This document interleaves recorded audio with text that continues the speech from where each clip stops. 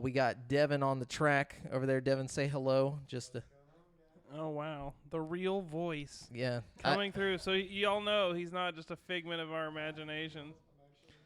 So Devin's gonna, he'll provide us with fact checking and stuff like that throughout the episode. But without further ado, let's go ahead and get this show on the road.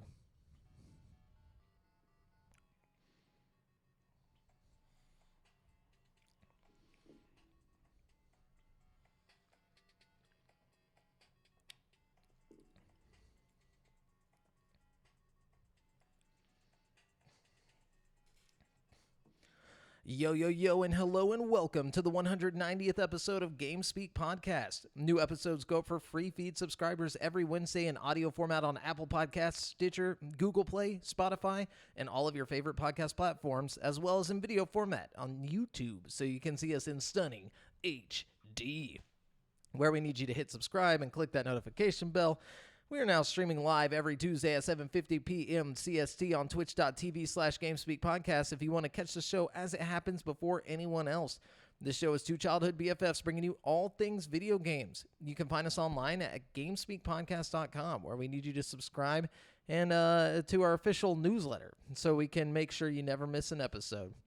Also, be sure to join the community in the Facebook group at facebook.com/group/GameSpeakPodcast to hang and talk games with other nerds like us. I'm one of your hosts, JAMAL Al-Jafra, alongside Brent Bucket Bass. I don't know what that one. Yeah, what it do, Brent Bucket? Oh, it do a lot of from things. Nantucket. Brent Bucket from Nantucket. Yeah, dude, it's a classic American tell. I don't know if you've ever heard it, but it's about you. Being a bucket. Now as for this, before we jump into like what we've been doing this week, I just got to say, guys, be sure to go and check out our YouTube channel, youtube.com/create4sanity. We've been posting like movie trailer reactions, and it's been a lot of fun. We've been getting a lot of people watching it over there that don't normally watch our gaming content. So we would love it if our gaming content lovers also checked out our other stuff. Yeah, and if you're just in it for GameSpeak Podcast, YouTube is definitely the best place to watch because we have little videos popping up behind us and all kinds of things that make your listening experience just a little bit more personal. Oh yeah, for sure. We gotta pause the audio, man. Oh. Hey, Devin, the audio. No. Yeah, here I got it. No, I got it. Hold up. Let me see. No. Let me see. Oh, why is it pull? Yeah, sorry guys. We're working out some kinks here. we're figuring it all out. By the way, I'm finally on the mic. Yeah. Okay, so let me. I'm trying to think about how to do this without. No, you're good. It's all part of the process. It's all part of the, I just had to stop it quick. A little behind the scenes, At about noon, just thought that I had to be in Compton soon. Okay, so now there shouldn't be any audio popping in and out. Devin's learning the ways right now, so forgive us and forgive Devin, for he knows not what he has done. By the way, say hi to everybody, Devin. We got Devin over there. Yeah. Hello, guys. Glad to finally be heard. Apologize for any technical difficulties we might experience. Yes, this is the Jamie we've spoke of, and if you do watch this on YouTube, if you go and watch the video version of the episodes, you'll see the things we're talking about pop up on the screen as we're talking about it and whatnot. Yeah. Yeah, and so. So what have you been doing this week, JAMAL? Okay, so this week, man, it's been a Halloween week. It has been. It's been very Halloween-y. So I watched, my little sister and her boyfriend came over and hung out with me and my girlfriend, and we watched an A24 film called The Hole in the Ground. Oh, I actually watched this did you on watched your it? recommendation, yeah. Oh, I was so worried you didn't watch it. No, I did watch it, yeah. How'd you feel about that? I enjoyed it. Okay, we're talking about the movie Yes. where the kid is like not the kid. Yes, right? yes, yes, yes, Okay, yes. yeah. So, okay. Because there was another movie called Hole in the Ground that did not look very good, and it was on a different service, and I was like, that can't be what Jamal was talking about. But then I watched that one, and it was really good. Yeah, so The Hole in the Ground is an A24 film, which, if you don't know, A24 did like Hereditary, Midsummer, the Lighthouse, and all that other, all the weirdest shit you can think of, but it's like really high quality. Very high quality. This one is just as good. Like, I loved this movie. Like, I don't know what about it was just so good, but I feel like they're really good at building lore. You know, I liked it a lot. I don't think it was as good as Hereditary, but Hereditary's on like a high pedestal for me. I do think it was as good as like Midsummer. You know what I mean? Oh, I think it was better than Midsummer. Probably better than Midsummer. Yeah. Hereditary is like this is like the modern version of The Shining. Like whenever it comes to horror, I highly recommend this movie if you're a parent, like if you're a mother. You know what I mean? I think if you live out in the woods, you'll love this one. Yeah, well, I just think it'll hit closer to home. You know what I mean? It'll be more freaky to you personally. You know what I mean? I think that's what this is geared towards. You know, parents. I don't know, dude. It freaked me the fuck out. Like, I don't have a kid. It was less so the fact that it was a kid, and more so the fact that like the concept of what it. And so I looked into. I feel like a lot of the horror aspect of it comes from the just unsettling. Like, okay, you know, you're supposed to be able to trust your kid, you know, and then you got this weird little monster, fucking, you know, I don't know. Yeah, I mean, I would say it's a spoiler, but it's not, because it's like in the description of the film, where it's like the mother doesn't know, you know, like if her son is you know, her own kid anymore. But then again, it wouldn't make for a good podcast if we didn't just fucking spoil it and talk about it. Yeah, we got to ruin everything for you guys, so sorry. If you don't want to know about it, just skip a little bit. Just don't listen to it. No, I'm just kidding. Yeah, don't listen to GameSpeak. Listen to GameSpeak, actually. If you don't listen to it, we'll come to your house. No, but no, but so like basically it's like in Ireland, and it's based on this Irish like folktale like changelings or whatever, which apparently these fairies would like take your kids and like duplicate them or whatever, and just like come back as them, or like take over their bodies. Some weird terrifying shit. But it's really good. Like, something about this movie is just so unsettling. The suspense is really like just done well. It's got kind of a Pet Sematary vibe to me. You know what I mean? The whole thing kind of had this like Pet Sematary vibe. Well, like the kid was just like like Pet Sematary and Hereditary mixed together. Yeah. Any kind of Terry you can think of. Yeah, you put them in one. Scary Terrys. Scary Terrys. Yeah. I think it was great. I don't think you liked it as much as I did, but I enjoyed it a lot. I don't think it was like the best horror movie I've ever seen, but it was like really good, which is hard to say about most horror movies. You know what I mean? Like, it kept me guessing the whole movie. That's one thing. I was like I couldn't predict it. Usually I can like, you know, tell you exactly what's going to happen. You know what I mean? Yeah. But not with that one. I thought it was pretty unsettling. Like whenever the old lady is like standing, Darth Sidious is like standing in the middle of the road, and she's just like, you know, execute order 60. No, but she doesn't do that, but she looks like she's about to. And then she like comes over and she's like, that's not your son. And it's just like, ooh. Bro, to be honest with you, like, I don't want to. We've already spoiled the whole movie, so I'm going to go ahead and spoil it a little more. But, like, I really thought at the end where, like, she gets grabbed and, like, it's her looking at her, you know, like the monster turned into her. That was terrifying. I thought the monster got her at that point, because you never actually see her, like, get away, get out of the fucking I think hole. That they were trying to leave you with that thought, but then they show her like with all the mirrors. Yeah, they could have left out the mirror thing, and like we would have just been in this suspense. Like, is it I'm really glad her? they didn't. I'm glad they didn't leave it like that, because that's as dumb as it sounds, that's more cliche than ending it with a known ending, because it's like, okay, obviously, like the thing, you know, like they don't know whether the two dudes are, you know, infected, or like, you don't know. There's just a bunch of movies that do that, where at the end they're like, "Oh, you'll never know," and it's like, well, just I do fucking wish it tell would me have at you least made showed the her movie. get out of the hole. Like, how the fuck did she get out of that hole, dude? I You do want to what know I'm how saying? that happened. I How- also want to know how that kid survived like 4 weeks under the ground, like just like just Well, laying there. But I was assuming they had the kid hooked up to some kind of like pod that keeps you alive, like, you know what why I mean? would they do that? Because they can like harvest the fucking food out of the kid. What or is the something. question?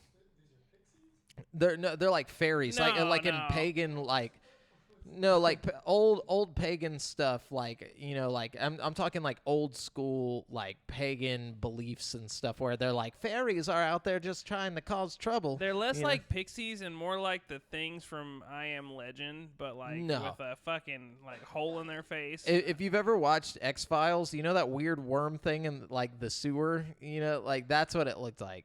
It looked like that thing. Yeah. They looked like worms, like literal worms. They and kind of just- look like demigorgons a little bit. Like, yeah, but a lot creepier. Yeah. Anyways, Pretty good movie though. You know what I mean? Yeah, I enjoyed it. Watched that. What about you, bro? What you been up to? Oh, let's see, man. I watched the new episode of The Mandalorian season 2. Did you see that? Did not. Nope. It was pretty good, man. Like, okay, so they, I don't want to spoil anything, but I'm gonna spoil it. So I'm sorry. They go to like Tatooine and they fight the Crate Dragon, and you can tell that it was inspired by fucking KOTOR 1. Like the fucking scene where they fight the Crate Dragon is exactly. I mean, it looks like painted out of my imagination from whenever they like did it in the game. You know what I mean? You can tell the guy who did that like was obviously went back to inspired with the KOTOR. game. And they even like pulled the pearl out of it and stuff. It was amazing. It was a great little throwback. And then I don't know, man. I don't want to spoil anything else about the episode, but if you're a fan of The Mandalorian, you should definitely check it out. Yeah, I liked the first season. I kind of lost interest in it, like towards the end of it, just because it became like a serial, like it was almost like just way too lighthearted. Like I was hoping for more like information on Baby Yoda and stuff like that, and then it just became like Friends but in space. And then like fucking him, like every episode you knew what was gonna happen. He would lose the kid for some reason for like 5 minutes. They'd find him, and then the episode would be over. And I just got tired of that. Like I just feel like Disney is really mishandling this property. So I'm excited to see what they're doing with season 2. Like I really hope they get a little bit more into the seriousness of it. You know what I'm saying? Like. I don't know, man. I thought season 1 was a little campy, but I really liked it, pretty much the whole way through. But maybe, Yeah, I don't know. Alonzi Jonesy says, that weird Baby Yoda obsessed lady, why did they bring her back? Oh, my fucking God. I can't stand that bitch, dude. Yeah, I can't stand her voice. I can't stand But that's what I'm anything saying. about Like, her. they purposely making it like it's like, oh, this is lighthearted and fun. And it's like, sometimes I want my Hey, Star Wars to be a little dark. There wasn't nothing lighthearted about that Crate Dragon eating up all the banthas and, like, killing people and stuff. You know what I mean? It was fucked up. This episode was fucked up. It might be right up your alley, bro. Okay, yeah, no, I'm gonna check it out either way. Like, I love Star Wars. I'm gonna watch it. I just wish that they would kind of revert back to a more serious, like, it doesn't even have to be dark. Just take it more seriously. Like, I feel like they're pulling the Iron Man thing. They're like pulling the Marvel, the whole thing where it's like everybody's Iron Man, where like everybody's got like something witty to say. Everything is like kind of like a joke. Like whenever they put Bill Burr in it, and I'm just like Bill Burr's cool and all, but like I don't need to see him as a fucking Star Wars character. I mean, I agree. It's a little too, like, it's like too down to lighthearted. earth. It's like I want it to be Star Wars. Like I don't want all this stuff. But I mean, Star Wars has always been a little bit like that. You know what I mean? Like, with the exception of like the 1, 2, and 3, I feel like those were actually the more dark. The prequels. Yeah, I fucking love the prequels. they were good. I feel like that really embraced the darkness, even though it had that like maybe the most outwardly like campy looking appearance with like Jar Jar Binks and stuff. Like the plot, Mr. Jar Jar. the plot lines were way more fucked off in like the 1, 2, and 3. That's just my opinion. You know what I mean? Yeah, like I love the prequels. And then, and the younglings getting murdered. Like, everything about the prequels was dope. Like, the fighting was so awesome. That was another problem with the sequels. The sequels, like, anytime they fought with lightsabers, it was like watching two infants, like, try and hit each other with a stick. Like, it's like, how do you go from Obi-Wan and Anakin, like, dueling with the Duel of Fates and all that stuff, and then it goes to, like, their fucking kids are just idiots. Well, they had years of training. You know what I mean? They were born and bred like Spartans, like lightsaber fighting every day. You know, like when you got what's her name, Rey or whatever, who's like not even Rey had like a week of training by jackass Luke on fucking.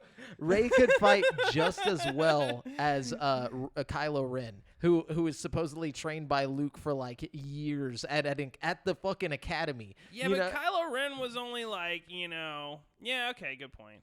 Yeah, it's like I got no argument for that. I'm sorry. He's supposed to be like the Dark Lord, like, Kylo Ren, like following in the footsteps of his, To be honest with you, I haven't seen the last movie in the new trilogy, so I can't really even comment. Yeah, that much well, I'm telling you, they just need to get better. But what's he say? He says, "Blue titty milk." Thank you. Blue titty milk. That would have never happened. Never would have happened. I'm sorry, what? Blue titty milk. You don't remember the blue titty milk from episode 7? I mean, not 7. Oh, okay. Yeah. Blue titty episode milk. 8. It's whenever they, like. You guys don't remember those, like, what was it, Oreos or something that turned your milk blue back in the day? That had nothing to do with Star Wars. I'm just saying, blue milk isn't the weirdest thing. All right, moving on. I imagine like the guy who's like coming out, like writing Star Wars Episode 8. He's like, "Yo, y'all remember those Oreos with like the blue milk and shit?" And they're like, "Yeah, dude." And he's like, "That's going in the fucking film, dude. Oh, yeah. That's going in the fucking film." Yeah, but anyways, so what you got? What else you been doing? Let's see. I've been frying pork chops lately. I've discovered that I'm really good at making pork chops. Oh, and, pork chop expert. Yeah, Brent. so I've been doing that. They're really cheap, So if you're balling on a budget, pork chops are the way to go. Dude, pork chops are always fantastic. They really are. They're great. They're easy to cook. They're delicious. Yeah. Yeah. I don't. That's all I got to say. That's all I got to say.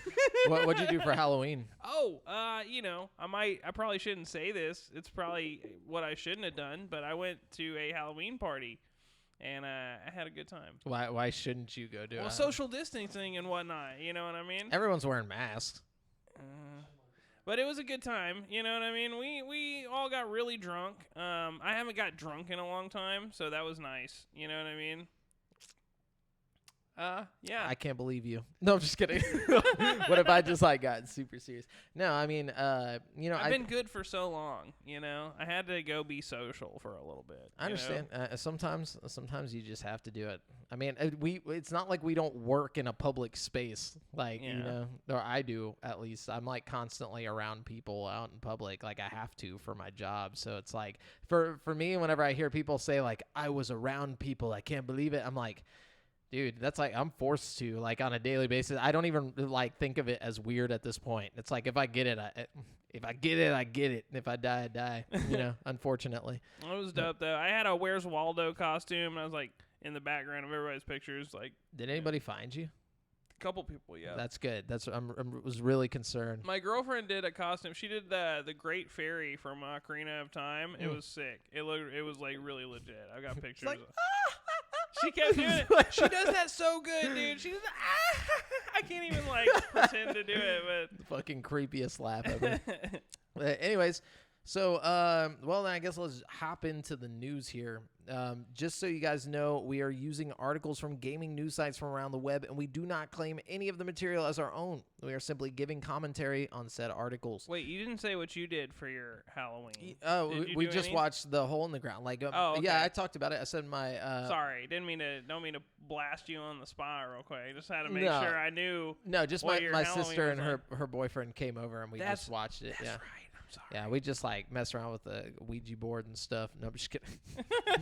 We just summoned a few demons. We just summoned a couple demons and watched The Hole in the Ground.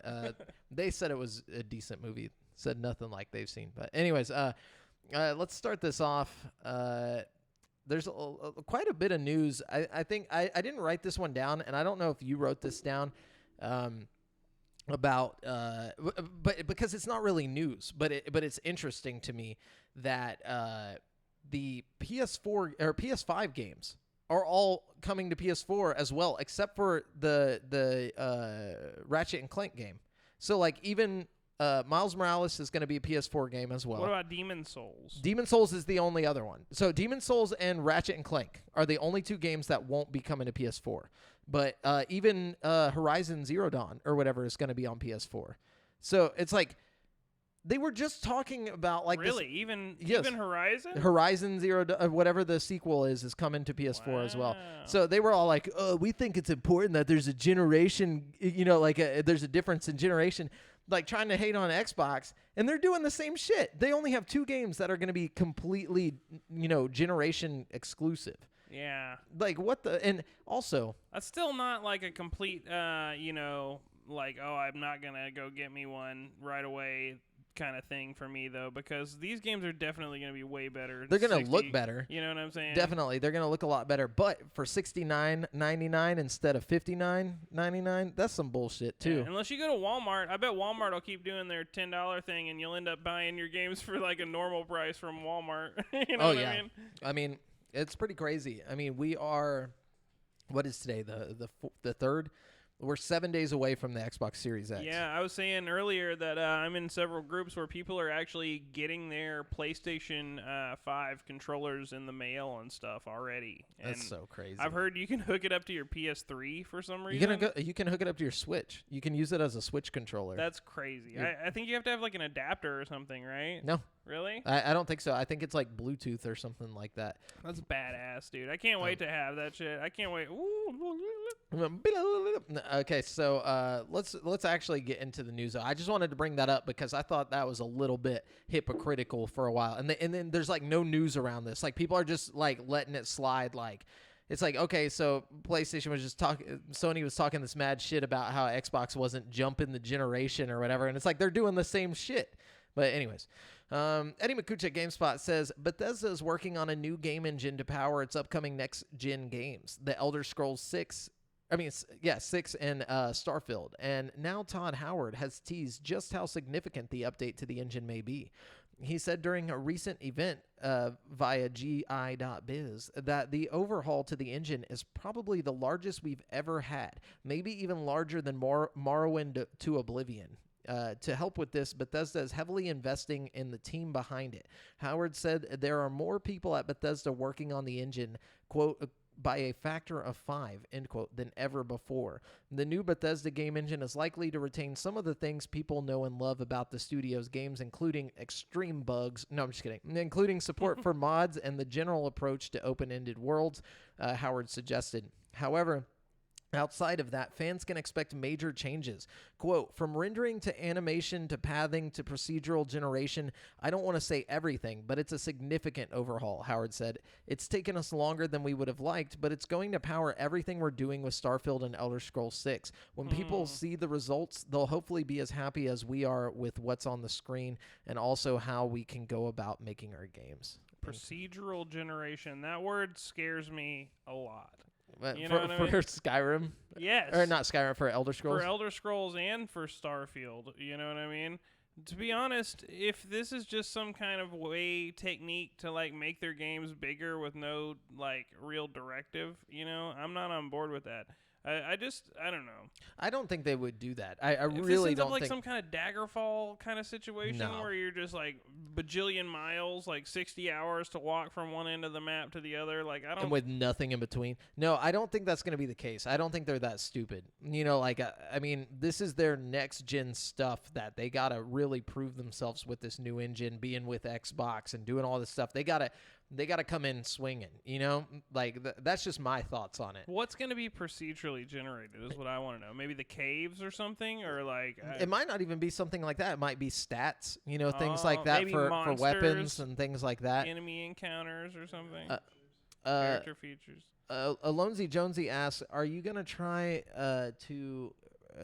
pre-order a Black Friday or on Black Friday, Brent? Right now I need to get money, so probably not. Brent yeah. might not be next gen, but he's PC right now, so it doesn't I'm really next matter. gen at heart. Yeah. You know what I mean? That's all good. Yeah, Brent, what you got? All But right. anyways, yeah, on the Bethesda thing, I think it's just like it's probably procedural generation is probably just like a thing for like maybe it's arenas or whatever. Like All I'm saying is that word scares me generally. You know what I'm saying? it scares me when it's indie. Like whenever it's like we got a procedurally generated Dark Souls type whatever fucking game like that scares me. But whenever it's Bethesda talking about it, they're not gonna do something that could just like detriment their game. Yeah. I just don't see that happening. Anyways, All right. Ubisoft has pushed 2 of its biggest games, Far Cry 6 and Rainbow Six Quarantine, out of the current fiscal year and into FY.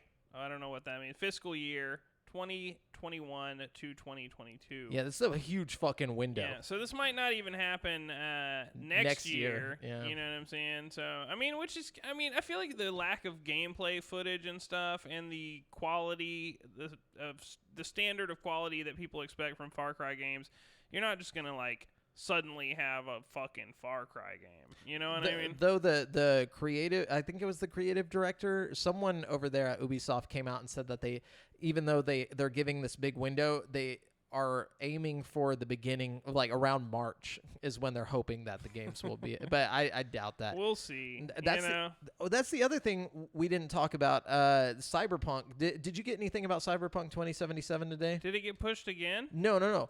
But I was about to fucking start killing everybody, dude. no, but it's kind of bad. So like No. the guy who came out and said, or like after they put out the delay for December 10th, there was like an interview with like the head guy over at fucking what are they called again? CD Projekt CD Projekt Red, yeah. CD Projekt Red, and he was talking, and they were like, so there won't be any more delays, right? And he was like, well, that's probably what we're thinking here, and like so like they were like, the fuck does that mean? yeah, well, that's exactly so. And then he was like, well, okay, so what like, so you think there might be another delay? And he's like, we don't aim for another delay, but like, yeah. So like, basically, he was just kind of like beating around the bush, like trying not to. He doesn't want to say anything set in stone. Well, really. Probably because they came out and set it in stone. They said, hey, there's going to be no more delays on Twitter. They're probably not. They're just trying to not do that again, I think. You know what I mean? Like, they probably, yeah. It's probably the same fucking guy who did that originally, and he got in a lot of trouble for it, and he's like, I'm not going to say shit until the game comes out. You know what I mean? Yeah. That's what I'm hoping for anyways. Yeah. You know what I mean? But, like, they're probably just making a big deal about not, like, saying anything definitively over there because of all the backlash from that tweet. You know what I'm saying? And I've noticed a lot of people are like normally I don't care about crunch or whatever, but I noticed a lot of people were defending this whole situation where they're like, it's going to be a better game. And it's like, well, okay, that's fine. Whatever. It's going to be a better game. But to December 10th, that's 21 days. Okay. So you told all these people. And so apparently the devs, the people working on the game, had no idea it was going to be delayed until the day, like till after the public knew. So like they sent out a thing like telling all the devs as they sent out that thing on Twitter. So the devs were like, dude, like what? So now they have to crunch for 21 days whenever they thought it was over. They thought everything was done. They were about to be able to, like go on vacation, do their shit, like we've been working really hard. They said it went gold. Yeah. I mean, you can't just that's what they claim. Like, so, like it's just weird. And like I don't care about crunch, but I think like you lying to your team and then twice, and then also not telling them ahead of time, like telling them as you tell the public, like that just seems weird. It seems really sketchy. Yeah, I agree. I think if they had just not said anything at all, people wouldn't be tripping about another delay. You know what I mean? It's the fact that they made such a big deal about, oh, we're done, it's ready to go. You know what I mean? We're gold now. Yeah, it's like, why'd you even say that shit? Like you had to have known that you were gonna have to delay it again. You had to have known. There's no way you're not sitting there, working on this game, and you're just like, oh, everything's perfect. Like, what could have happened? You know, like, did somebody trip and like burn all the physical copies? Like, did it dropped like his cigarette and like, like, I don't understand what happened. But anyways, was that you or was it? Oh, that was you. I got another one here though. Okay. Okay. Sony has announced November's PlayStation Plus freebies for subscribers, and it's quite possibly one of the best months ever for the program. I don't know about that. It's pretty good, but It's the best ever, Brent. we're getting Hollow Knight Void Heart Edition and Middle Earth Shadow of War. Hollow Knight's a great game. True dat. And these games, and Middle Earth is pretty damn good if you're into that stuff. Yeah. Those will be free on November 3rd. Both are great games, but the most exciting freebie is the bonus one, Bug Snacks. Yes, we're talking about Bug Snacks. Yeah. The upcoming PlayStation console exclusive will be free for subscribers on launch day. Though Bug Snacks will release on PS5 and PS4 on November 12th, only the PS5 version will be free for PS Plus subscribers. So if you get a PS Plus or PlayStation 5 right off the jump, you're probably going to get Bug Snacks for free, which is It's pretty... not probably. You will get Bug Snacks You're for going to free. get Bug Snacks for free. I So like how you're like, maybe. Yeah. you have to get it in a certain time frame. But hey, you know, you might get it. But if you want it on PS4, it's going to be $25. Yeah. 25 bucks. You want it on PS. Yeah, you might as well just get it on PS5. Yeah. You might as well buy a $500 console.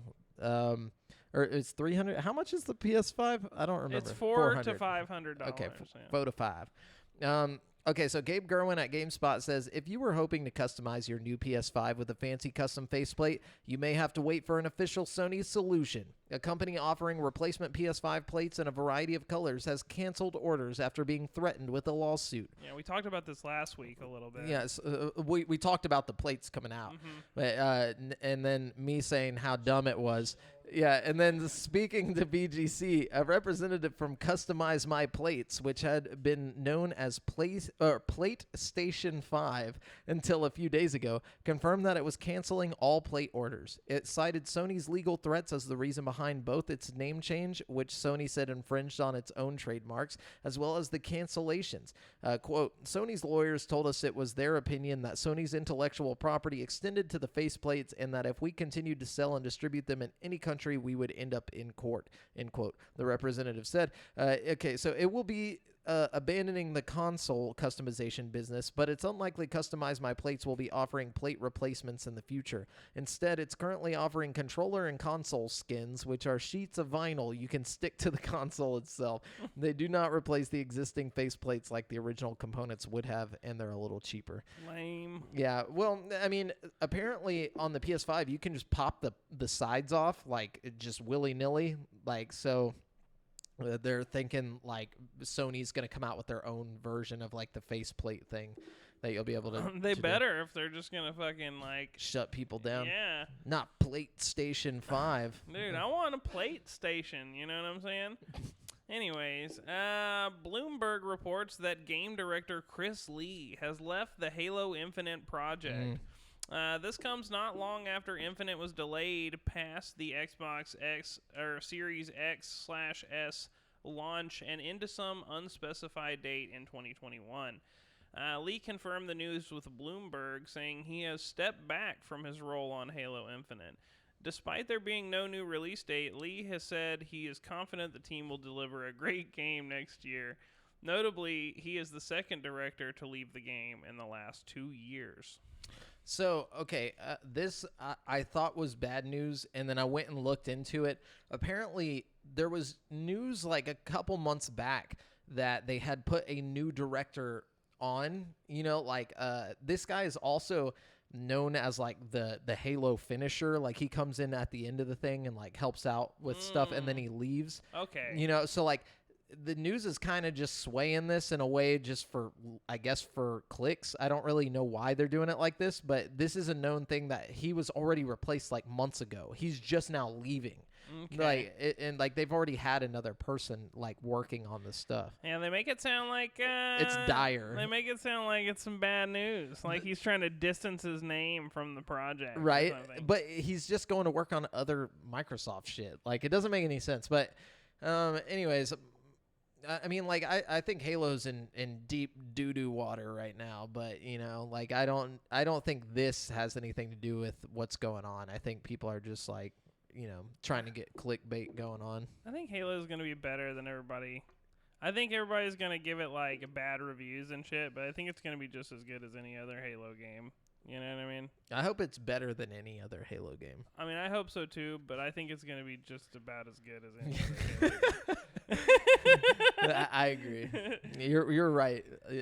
Yeah, more than likely. That's my theory, anyways. Anyways, what you got?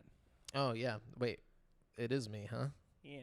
Okay, so Eddie McCooch at GameSpot says Activision Blizzard has reported new financial numbers for the July through September period, and it was a gigantic quarter for the gaming publisher. One section of the company's business that did particularly well was microtransactions. For For the 3-month period, Activision Blizzard made $1.2 billion for microtransactions, which are called, quote-unquote, in-game net bookings.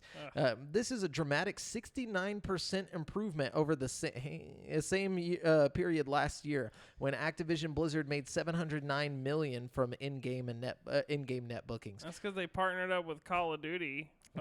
Microtransactions are very big business for Activision Blizzard. For the latest reporting period, Activision Blizzard made $1.95 $1. We made $1. My bad. They made $1.95 billion in revenue from all of its business combined. So the $1.2 billion figure for microtransactions represents more than half of the company's total revenue.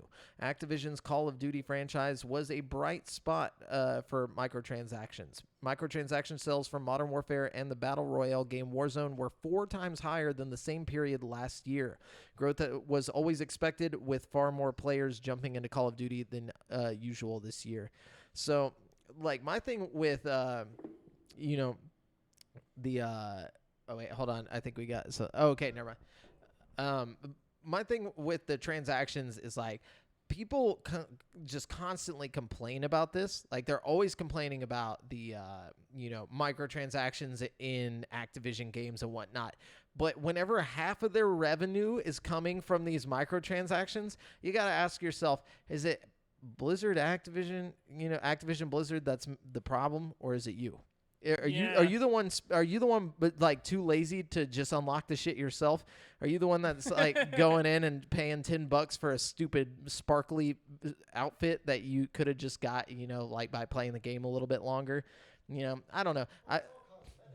Well, that's what I'm saying. If this leads to more games being free, then I'm okay with that. No, you know, I've been playing Warzone since it dropped. Okay, we're in season 6 now, and you haven't spent any money, right? The only money I've spent was $10 on a battle pass, and then I ended up accidentally somehow spending the money that I earned from the battle pass. Like, the game somehow messed it up. I didn't buy anything. Like, my money was just gone.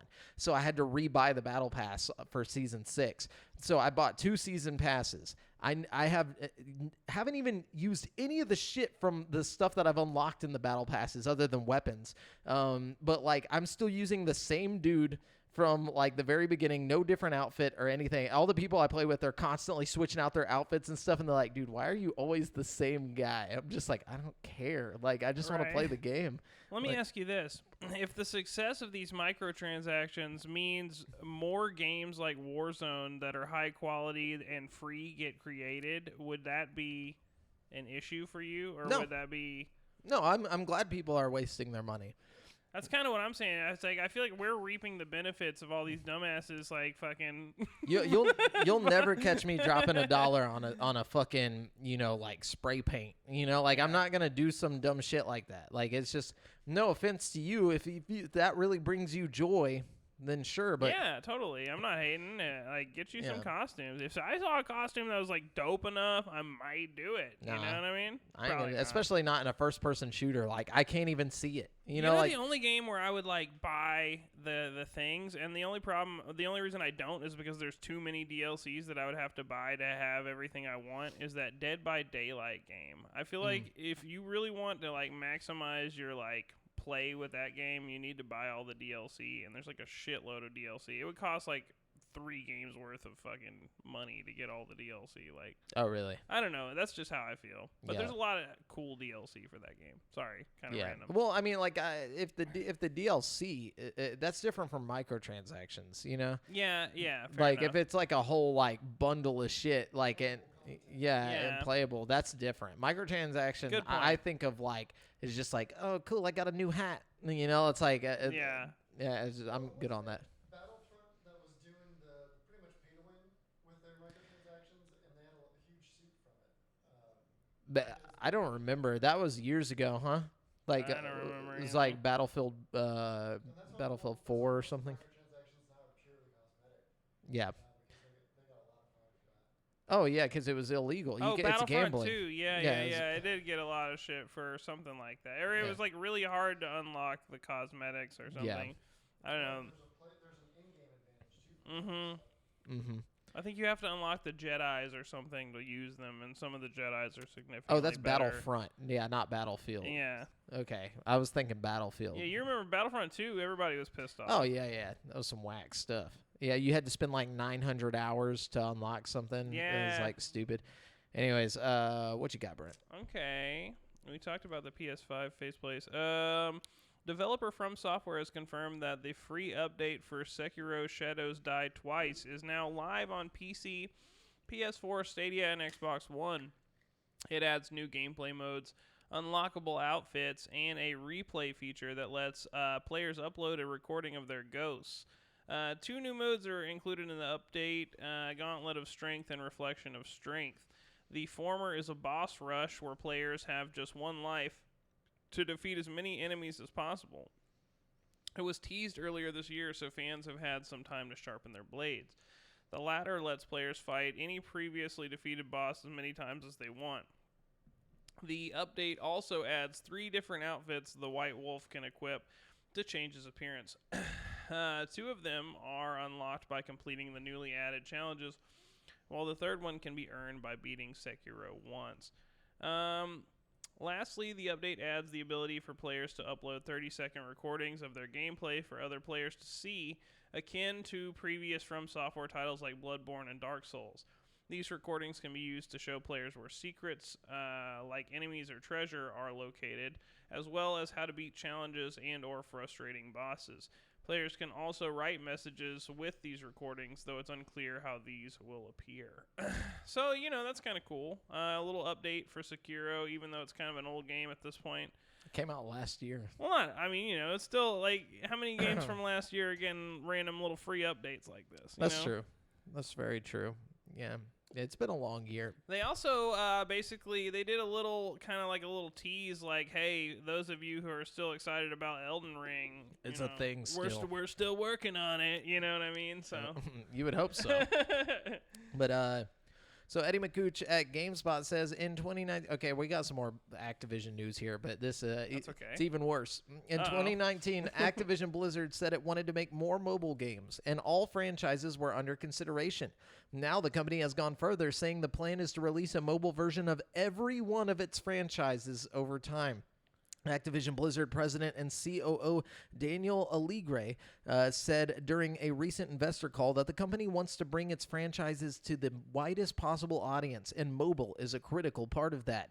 Quote, "We need to make sure that we're enabling our franchises on the billions of mobile devices that are available right now," Aligre said. "That's by far our biggest opportunity, and we're investing meaningfully to capitalize on this and to take all our franchises to mobile over time.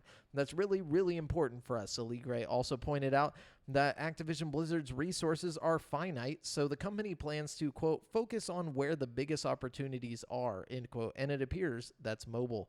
One of Activision's biggest success stories on mobile right now is Call of Duty Mobile, which recently passed 300 million downloads after 1 year. Activision Blizzard also owns King Digital, the makers of the Candy Crush series that is very popular on mobile. Activision's next big mobile game is Crash on the Run, which is an endless runner due out in 2021. Another high-profile game, which is Diablo Immortal, is also in the works for mobile. And Diablo Immortal, if you remember, is the one with that very memeable guy who was like, "Is this a bad April Fool's joke or whatever?" Whenever they like came out at BlizzCon and they were like, "We're gonna show you the new Diablo game," and it was the fucking mobile game. And the guy just like, it's like, "We want to hear your questions." And the guy comes up and he's like, "Oh yes, I got a question. Is this a really bad April Fool's joke?" Just like straight up on live TV, like BlizzCon. Did the Diablo game, I know it's like, notorious or infamous at this point for all that, but like, did it look good at all? Like, I didn't get a chance to see It doesn't matter if it looks good. If it's mobile, the PC crowd is not going to be happy. I don't care about the PC crowd. That's who Diablo is for. No, I'm about to play Diablo. You know what I'm saying? No, you are, but you're willing to just play anything. Yeah. Well, there's a couple of people like me out there, like the like 10 people that listen to our show probably agree with what I'm saying. You know what I'm saying? Yeah, I'm sure. But I also understand the toxicity of the PC crowd, and I understand that BlizzCon is mainly PC people. Yeah. They go there for WoW and like all the, the extremely nerdy PC shit. And so whenever they hear like one of their favorite franchises, whoa. Wow. No, I'm just kidding. Wow. No, but whenever they hear one of their favorite franchises is getting turned into a mobile thing, whenever they're expecting to hear about the next Diablo, title, that was the other big thing, is that they were like waiting for that Diablo announcement. And they're like, "Here it goes, guys. Diablo Immortal." I mean, but think about what Diablo is. You could have a full-ass, dope-ass Diablo game on the phone. You know what I mean? Yeah, you could. I'm not against it. And also, another unpopular opinion here coming from me. I think an Endless Runner starring Crash actually. Hey, it's a great idea. That fits really well with what Crash is. Mario did it first, though. True, but Crash is like it's kind of like how Crash is. There's that one level in the original Crash game where you're just like running. Yeah, it works. Yeah. Anyways. Yeah. No offense, No offense. No offense. Yeah. Is it my turn? Yep. Okay. A new Vampire the Masquerade title has been announced, and it's something a bit different from the other titles. The game is a battle royale set within the universe of the RPG series. It has been unveiled by developer Sharkmob on the company's project page.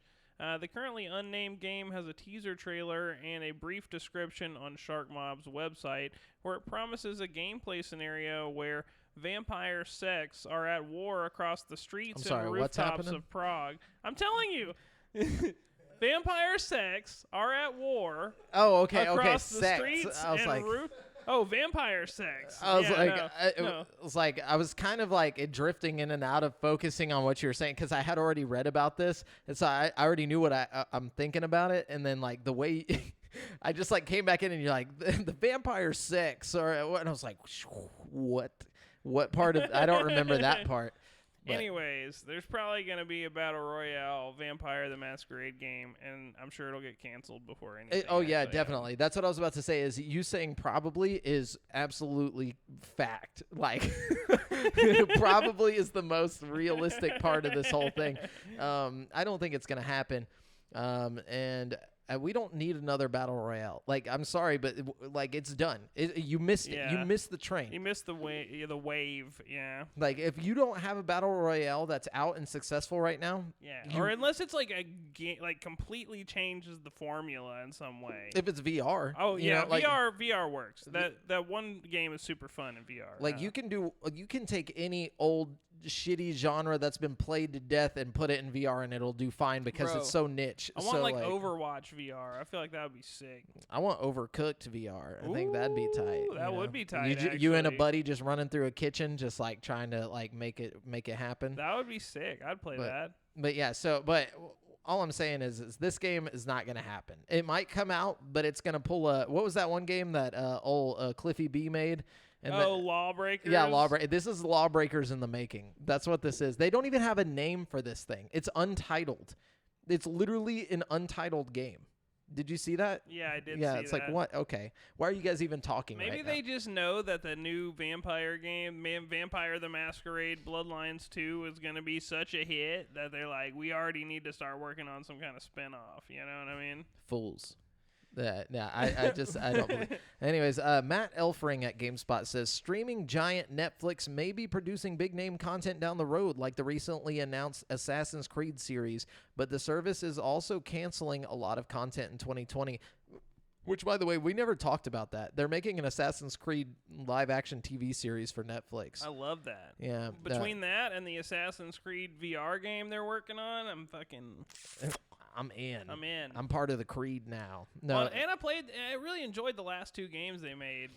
So, you know, I like the direction they're going with Assassin's Creed recently. Well, with all that good news, just so you know, Netflix is raising their subscription prices for U.S. customers. Great. 2 of Netflix's pricing tiers are increasing in price. The standard tier, which allows streaming on 2 devices at the same time, is jumping from $13 to $14 a month, according to Netflix's Help Center. The premium tier, which allows streaming on 4 devices at the same time and Ultra HD viewing, jumps from $16 to $18 a month. And the basic tier will remain $9 a month. But this is immediate for new customers, and current subscribers will be notified by email when their prices raise in the next month or so.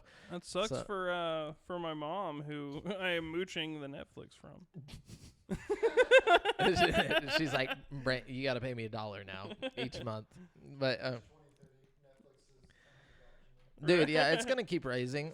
It stops whenever they stop being so good at like producing like new shit. You know, they're constantly trying to come up with new content, and I think that's just part of it. You know, like if they're gonna sit here and be producers, they have to make money. Honestly, fucking Netflix is worth it, man. You know, it's worth it a lot more than Hulu or fucking Disney Plus or like any of these other services, because they have a lot more original content that's like really good alongside other, you know. Well, I think one of the ways they could be making money outside of like, you know, just having whatever they produce come to Netflix, they could be doing stuff on the outside. Like, say they produce like the Netflix series, but they also on the side have like, you know, a graphic novel version or like a book version of whatever they're making, and sell that outside of it to, you know, help with the cost, you know, instead of giving it to us. You know what I'm saying? Like, I don't know. Yeah, that's actually a great idea. Like, do different things. Do different things. You know, yeah. that way, because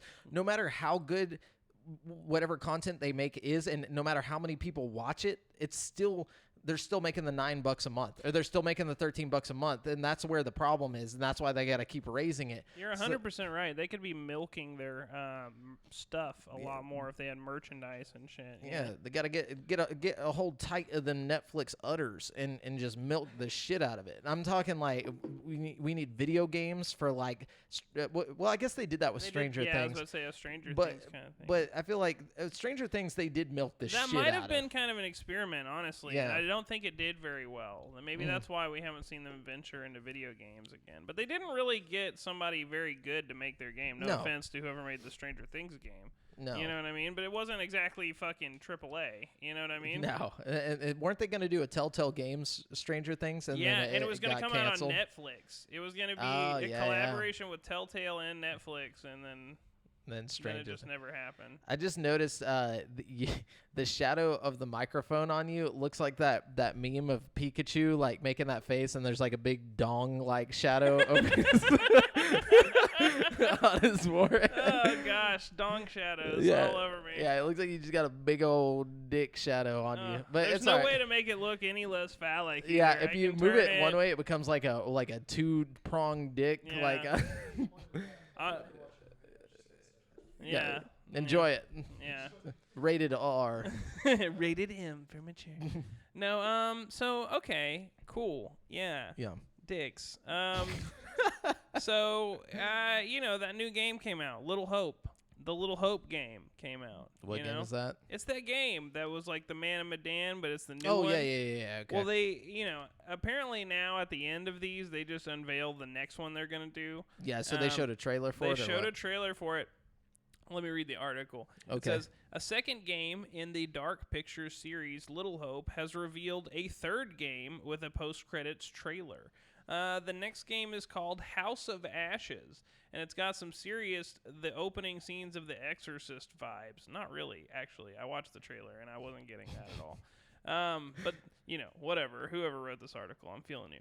The House of Ashes looks like it'll incorporate elements of Sumerian mythology and will feature Ashley Tisdale in a major role. Whoa. Hold up. Ashley Tisdale? Yeah, dude. Ashley Tisdale is going to be playable, potentially killable in this bitch, dude. Oh my gosh, is this when she makes her comeback? She's making her comeback, dude. She's making her comeback. Wow. This is it, bro. Dude, this is it. I'm excited. I I've haven't got to been play this shit. This excited in a long time. And the This game- is childhood. To be honest, of all the trailers, this one looks the most promising out of these. Does she anthology still look horror like games. Ashley Tisdale? Yeah, bro. She looks Just just animated? like she's just Ashley Tisdale, just in the. Why do you keep calling her Tisdale? It's Tisdale. Get What? Hold up. Hang on. It it's says Tisdale. it's. Oh, I'm sorry. I don't know why I always thought it was Tidsdale. It's because Ever since I was a you got kid, I've no been calling her- respect, Brent. It's Tisdale. Tisdale. Like Oh my God, I'll you're let it go blowing the my mind first right now. time, but then the third time, I'm starting to think that you're just not putting respect. I've been on saying her this since I was a child, and nobody's ever corrected me. You know what No, I'm you're saying? good. It's all right. I mean, some of us just have a little bit more appreciation for Ashley Tisdale. Oh, Devin, you can pull it up. It's not Little Hope. You look up House of Ashes. Yeah, House of Ashes, and we'll have a video playing of it Yeah. in the background. There's no audio, but at least Yeah, you'll be able to. pull Oh this up my on gosh, OBS, too. it is Sharpay. It's my girl. What? That is crazy. So yeah, just click the first one. Just click the Yeah, first any one. of 'em. It yeah, doesn't that's matter. it. That's the trailer. Yeah, pull it up. Yeah, so basically, if you're watching on YouTube, you'll be able to see it. But anyways, so Absolutely not. let me skip on over here. We'll start. Darren Bonthewis at GameSpot. By the way, guys, make sure you go over to GameSpot and read some shit over there, because I feel like we get a lot of articles from them. Yeah. Go give them some clicks, even if you Yeah. don't read their shit. Just go click on it. But Darren Bonthewis at GameSpot says, just like the original Spider-Man Miles Morales. Just like the original, Spider-Man Miles Morales will have plenty of costumes to try out and wear in his own solo game on PS5. Miles Morales, Spider-Man, has already shown off the regular costume that the young hero will wear, the tracksuit designed by artist Javier Garron, and the crimson cowl suit, which gives Miles a fashionable hoodie. Insomniac Games revealed yet another superhero suit for Miles, which will be instantly familiar to anyone who saw the hero's big screen debut in Spider-Man Into the Spider-Verse. Not just a faithful reproduction of that costume, donning this outfit will actually replicate the look and feel of that film, emulating the 12 frames per second animation style that Miles was rendered in for most of that film. Fortunately for those with accessibility concerns, this animation style can be disabled, as the effect is a suit mod you can deactivate, according to Insomniac's James Stevenson. So it's pretty cool. You can, like, if you pre-order the game, you'll get it automatically, and if not, you can still get it. You'll just have to unlock it by playing. So if you want it right away, just pre-order the game. But it looks really cool. Like, we're showing it up on the YouTube video right now. You can see that. Yeah, I mean, it's No, look up Enter the Spider-Verse. Enter the Spider-Verse suit. And just leave it pulled up on the OBS. Yeah. Enter the Spider-Verse suit. That's all it is. Oh, dang. You lost the remote. Oh, okay. No, you're good. So while he's bringing that up, Brent, go ahead and jump to the next thing. Okay, let's see. Okay, so Sony is apparently going to buy Crunchyroll for $957 million. So Why? because I think Sony is making some anime and they want to distribute it and cut out the middleman. You know what I mean? That's just so weird. Like, I mean, it doesn't help Sony at all. I mean, it doesn't help PlayStation players at all. No, but I guess Sony's business practices extend a little further than just PlayStation. But still, Microsoft's over here buying damn Bethesda. You know what I mean? I don't know. I mean, at least that helps the Xbox players. That's what I mean. Bethesda's an awesome purchase. Crunchyroll's like the dumbest thing you could possibly buy because you're still going to charge people for it. Why wouldn't you go buy like Funimation or something? You know what I mean? I don't know. Or like any game studios. Why not go get buy a game? Why not buy like, something that'll actually benefit your player base, Like what you just want the money from Crunchyroll, basically. Anyways, or maybe like if you're on PlayStation, you'll get like a 10% discount on the membership subscription or something over there. Who knows? I don't know how that works. But yo, Gigantor, what's up? Thanks for the follow, Gigantor6505. I hope that's not like your, I don't know, like some super secret private number that I shouldn't have said. But anyways, Jeremy Winslow at GameSpot says, with Cyberpunk 2077 suffering we've already talked about this.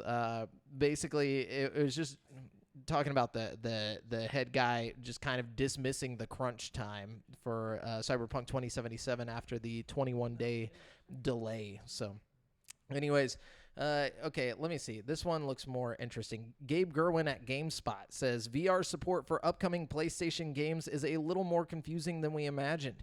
If you're looking forward to playing Hitman 3 in first person to truly become Agent 47, you'll actually be doing it with the PS4 version of the game.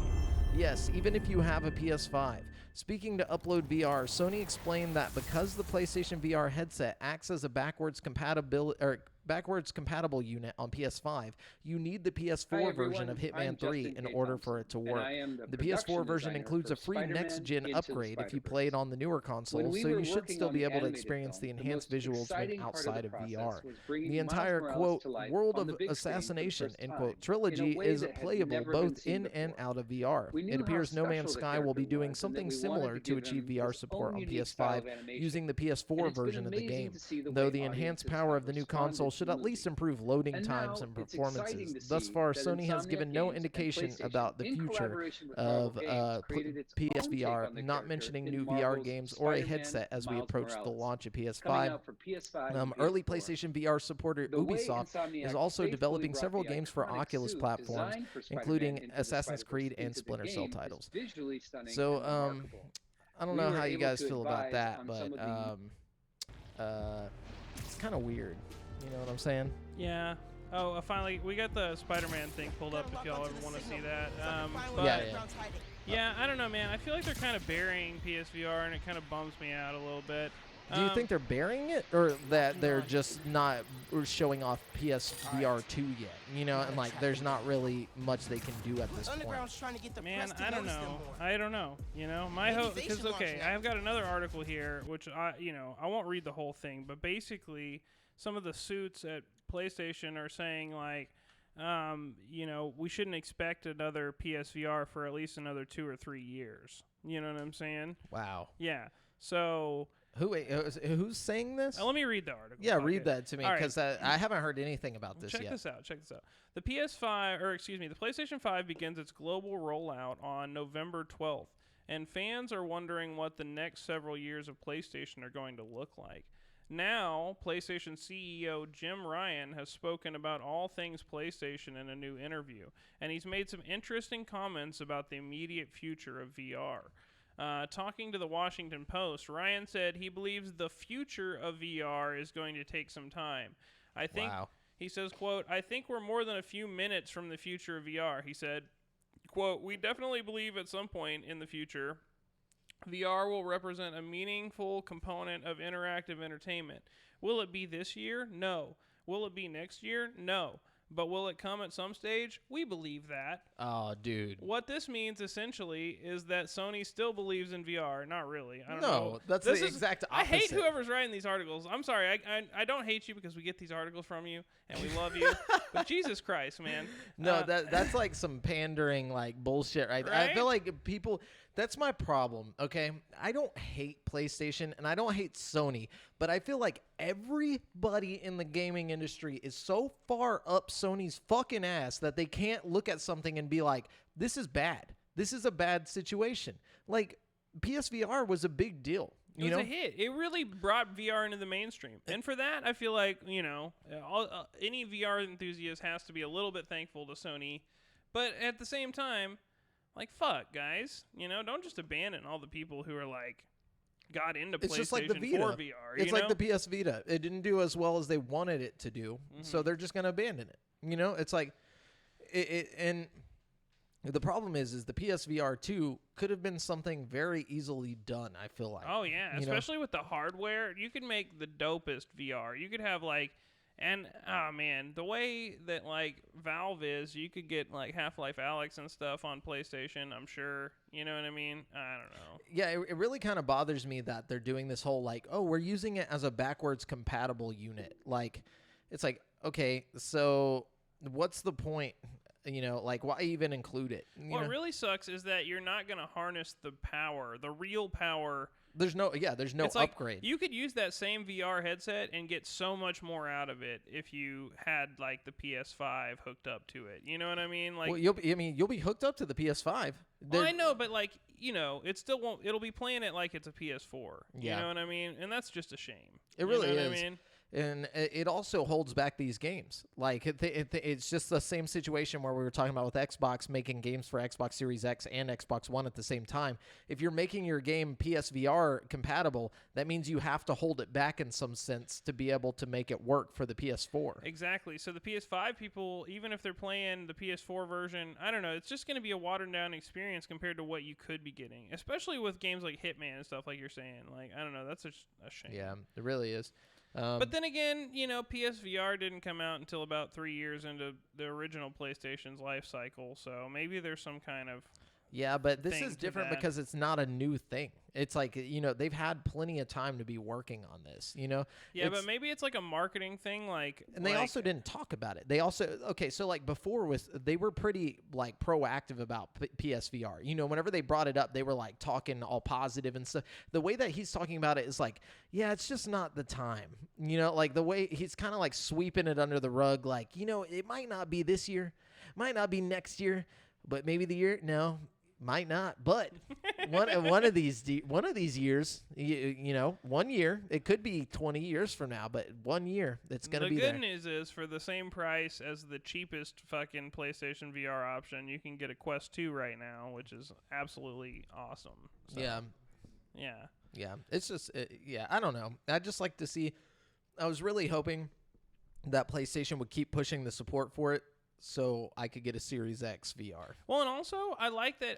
I like when Oculus has competition. I love my Oculus, you know what I mean? But I feel like the more competition in the VR headspace, the better. You know what I mean? Like, Yeah, and you would think that, like, by the PS5 coming out, they'd give you, like, a God of War experience in VR and like things like that. Very, very, Dude, yeah, so much cool stuff they could do. Like, imagine a God of War game where you're like throwing the axe and stuff, or like doing the Blades of Chaos or something. Be like Link's crossbow training, but for God of War. Ooh, or Horizon Zero Dawn, where you're Zero like on a Dawn. dinosaur shooting bows or something. That would be sick. Yeah. Alonzi Jonesy says Sony is bad about coming out with potential and just abandoning it. I can barely read. Yeah. I'm gonna let Devin read the stuff now because I'm like sure. blind. But yeah, so no, and that's true. That's what I was saying about the Vita. It's like they're just like, well, it was all right, but we didn't make billions off of it, so we're just gonna let that slide. Oh, it's like we didn't do it, And it's like it's just so weird to me that they can do that, but it is what it is. Sad. And that's all the news I got. What about you? That's all the news I've got too. But then again, I'm not completely giving up hope on PlayStation VR, but I'm not either. But I'm still a little bummed out about all that. Yeah, it is kind of whack. It's really whack they should have just not said anything. They should have just left it at like, we're just not going to talk about it.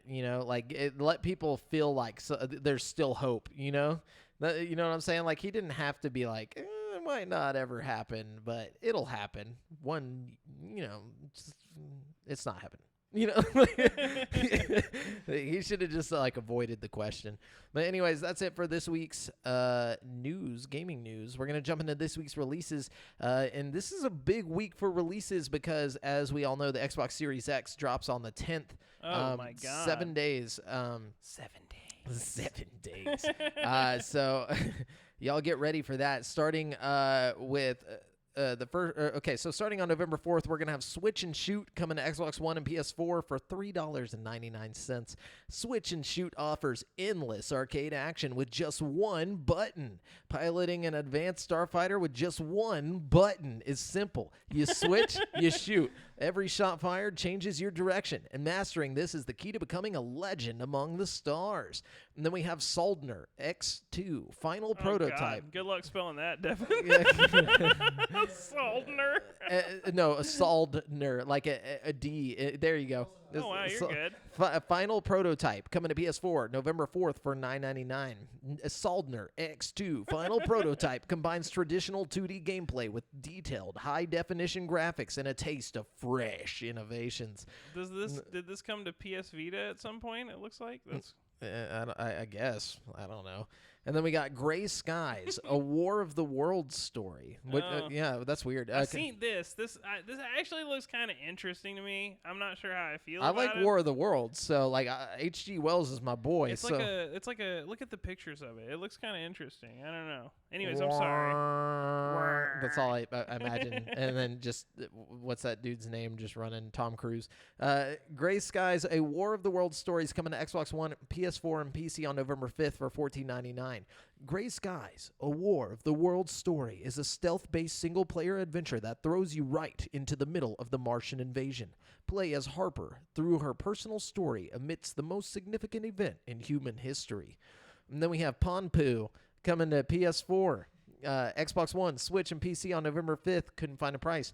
But get ready to break some eggs in this frantic multiplayer party game. Ponpu mixes classic gameplay with new crazy mechanics and a cool pop art graphical style. And then Ponpu? Ponpu. Oh. Ponpu. Yeah, we don't need to.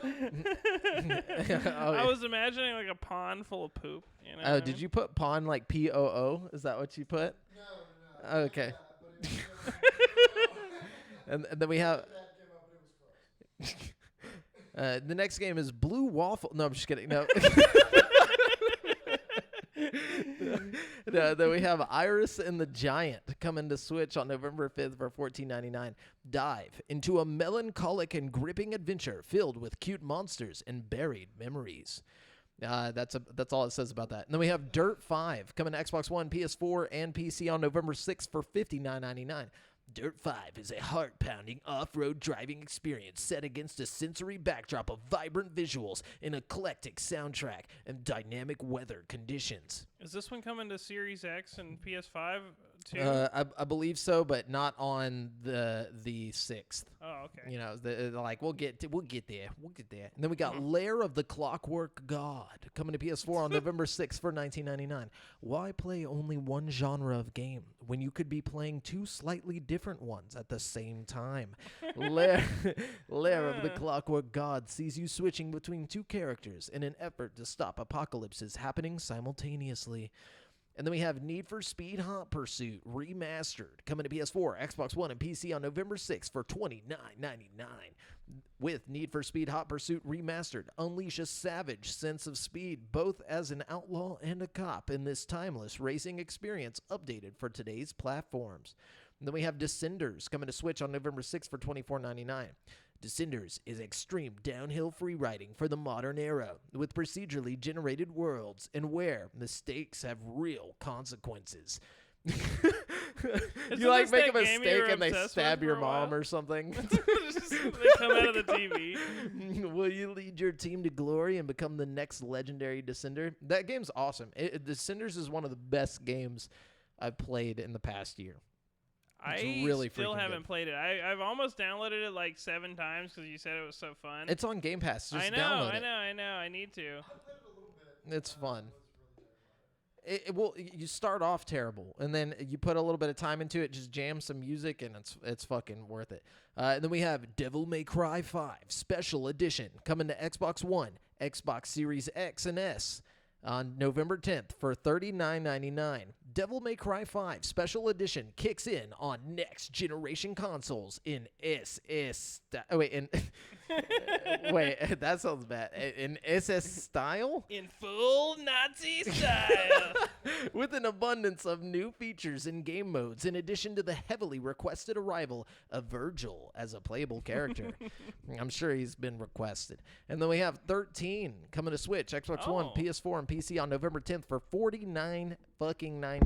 I thought they said the Switch version got delayed, or one of them got delayed, right? I'm sure one of them did, but this is just like the list probably wasn't updated, but play as 13, a talented soldier who lost his memory and finds himself embroiled in a conspiracy where he has been accused of killing the president of the United States.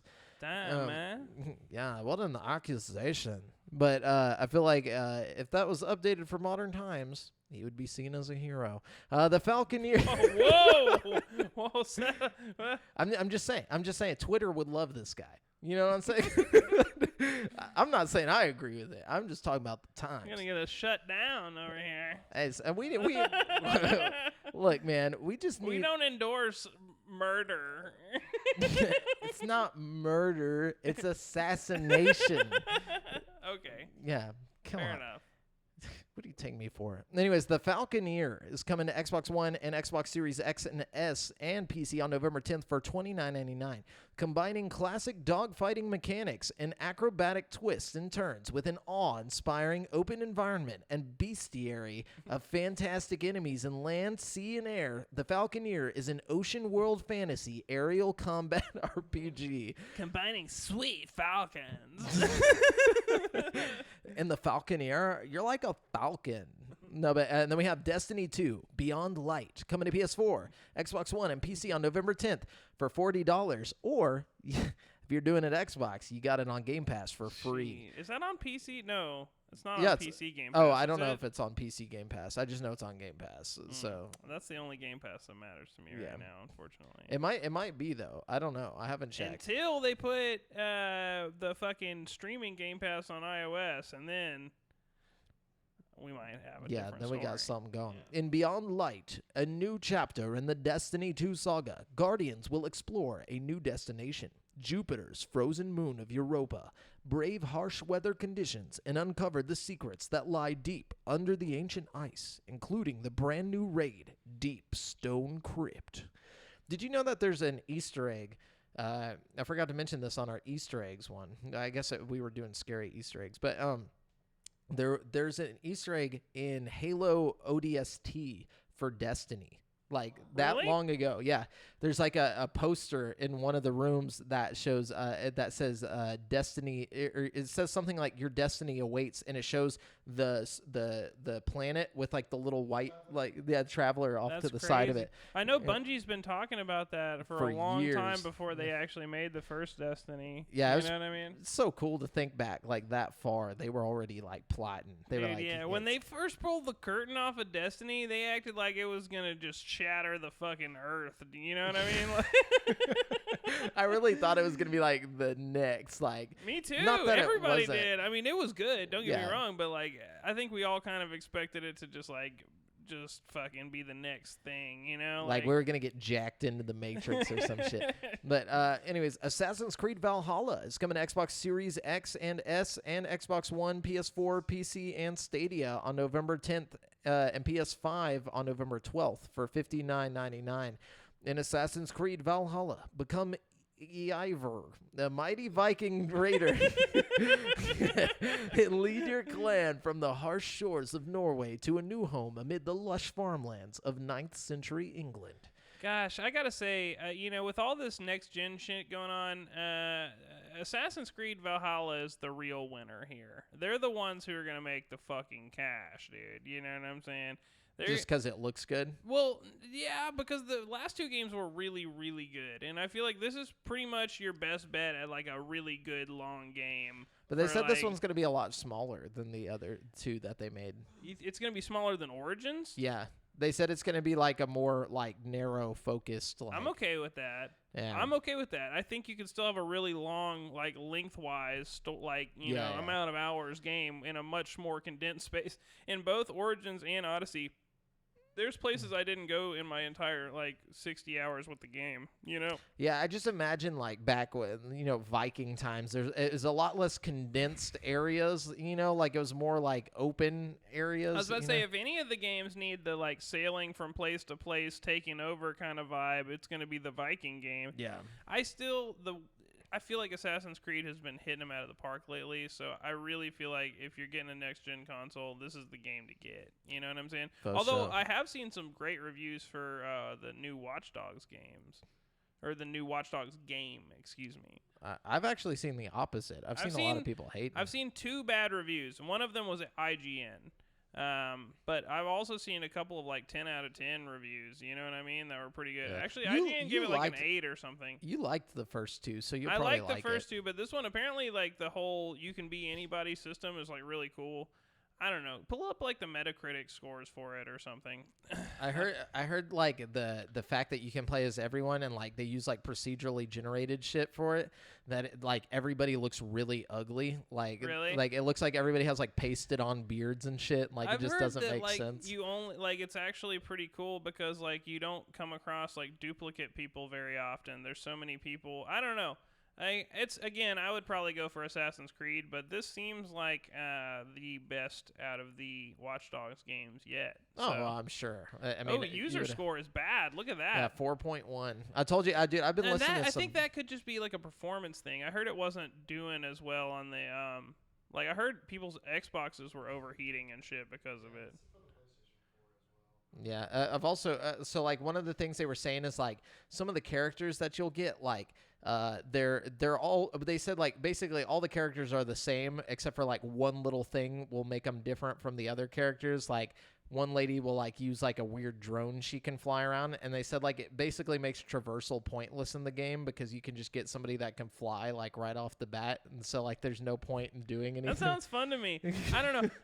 This is one of those games that I'll probably get for free from the Epic Game Store a year from now or something. You know what I mean? Or Yeah. I'll get it on sale for like $15 like in a few months. It'll probably be patched and good by that time. Exactly.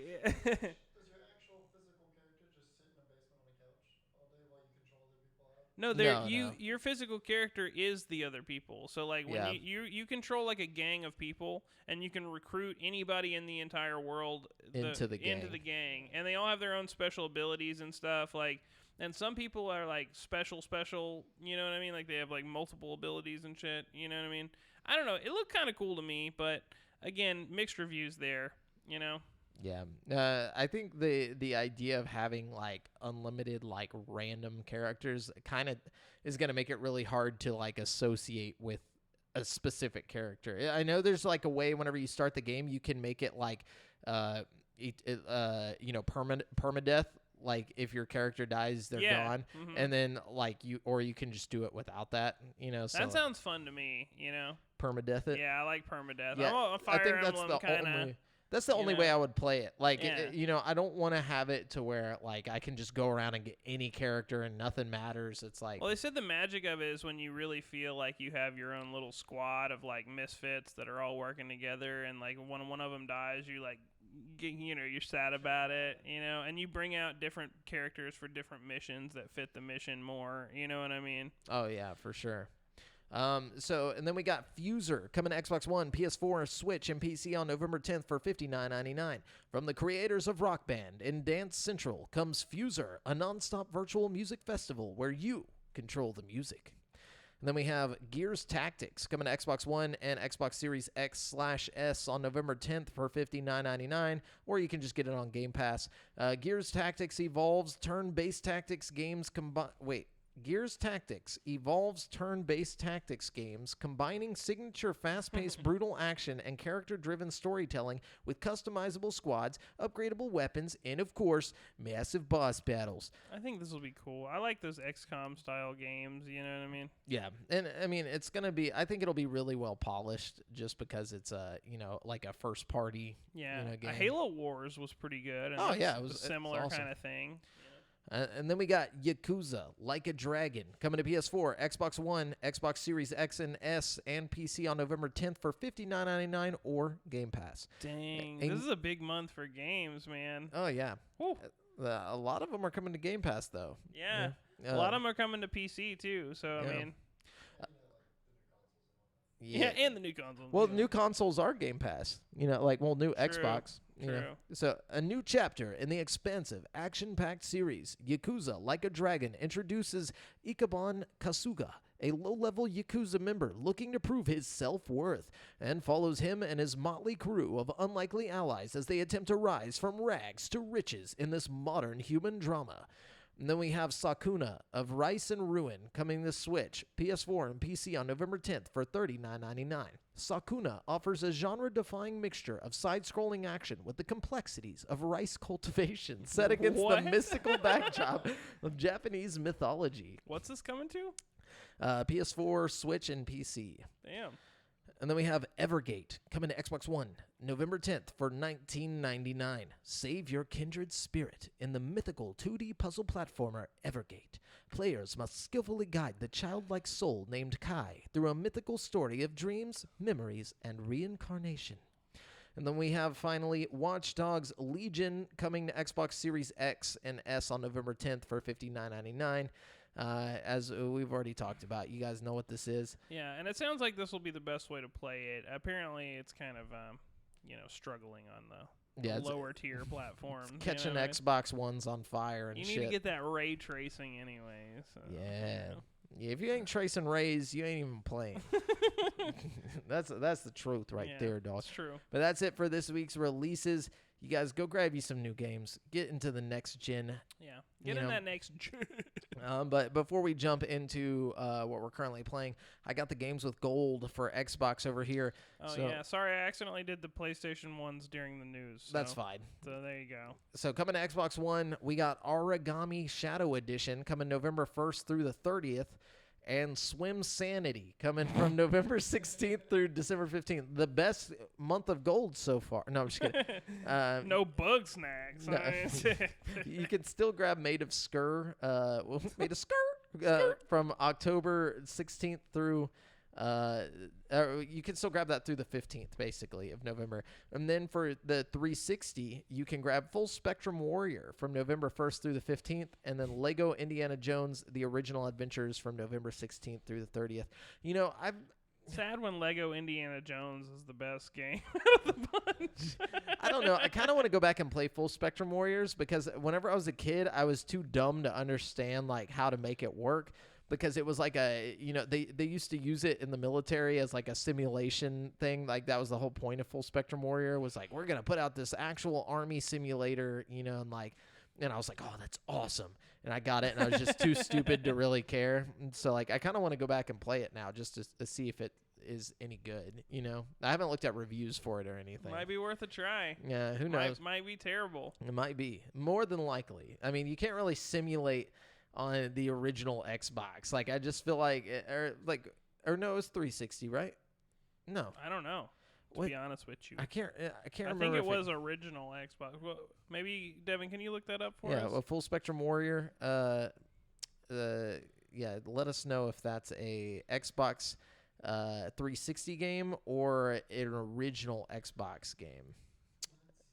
Original Xbox. Yeah, it's OG Xbox. So there's no way they were able to even come close to simulating real life on the original Xbox. I'm sorry. I mean, it's just not going to happen. But yeah. Anyways. There still was some pretty good games on the original Xbox, Yeah, but that's some next-gen graphics. Dude. Hey, on the original Xbox, that was some fucking next-gen graphics right there.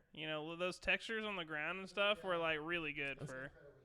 It's funny. It's not much different from PUBG though. It really isn't though. Yeah.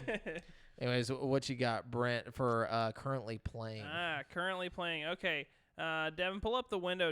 Will you pull up some pictures of these while I talk about them, if you don't mind? I got a lot of random shit that I've been playing, so just bear with me. First of all, I finished The Evil Within 2. You don't even have to pull that up if you don't want to. But I finished that. I did. Was it good? Yeah, it was really good. It kept me going right until the end. You know what I'm saying? And then it dropped me, and I hated it. I love both of those games, man. I really, really enjoy both games in the series. I think I like the first one. Actually, I know I like the first one more. I think the first one was scarier, and it filled me with dread at more points. And, like, I feel like the second one was almost too easy at some spots. You know what I mean? Yeah. But I had a lot of fun with it. Well, good. And then I played a game called Stories Untold. Okay, so this game is weird as hell, but it's one of the best games I've played in a long time. It's like basically, it's on PC. This is where I played it. I'm not sure. I don't think you could play it anywhere else because it's like a text-based adventure for most of the game, like Zork or something. Have you ever played Zork? Yeah. So it's like kind of like that at the beginning, like you have to like type in like open the mailbox or walk forward or whatever. But it's like this horror game where it's like 4 different stories, and like the first 3 stories are like vastly different weird horror experiences that are like either the first one's like a straight up Zork style text-based game.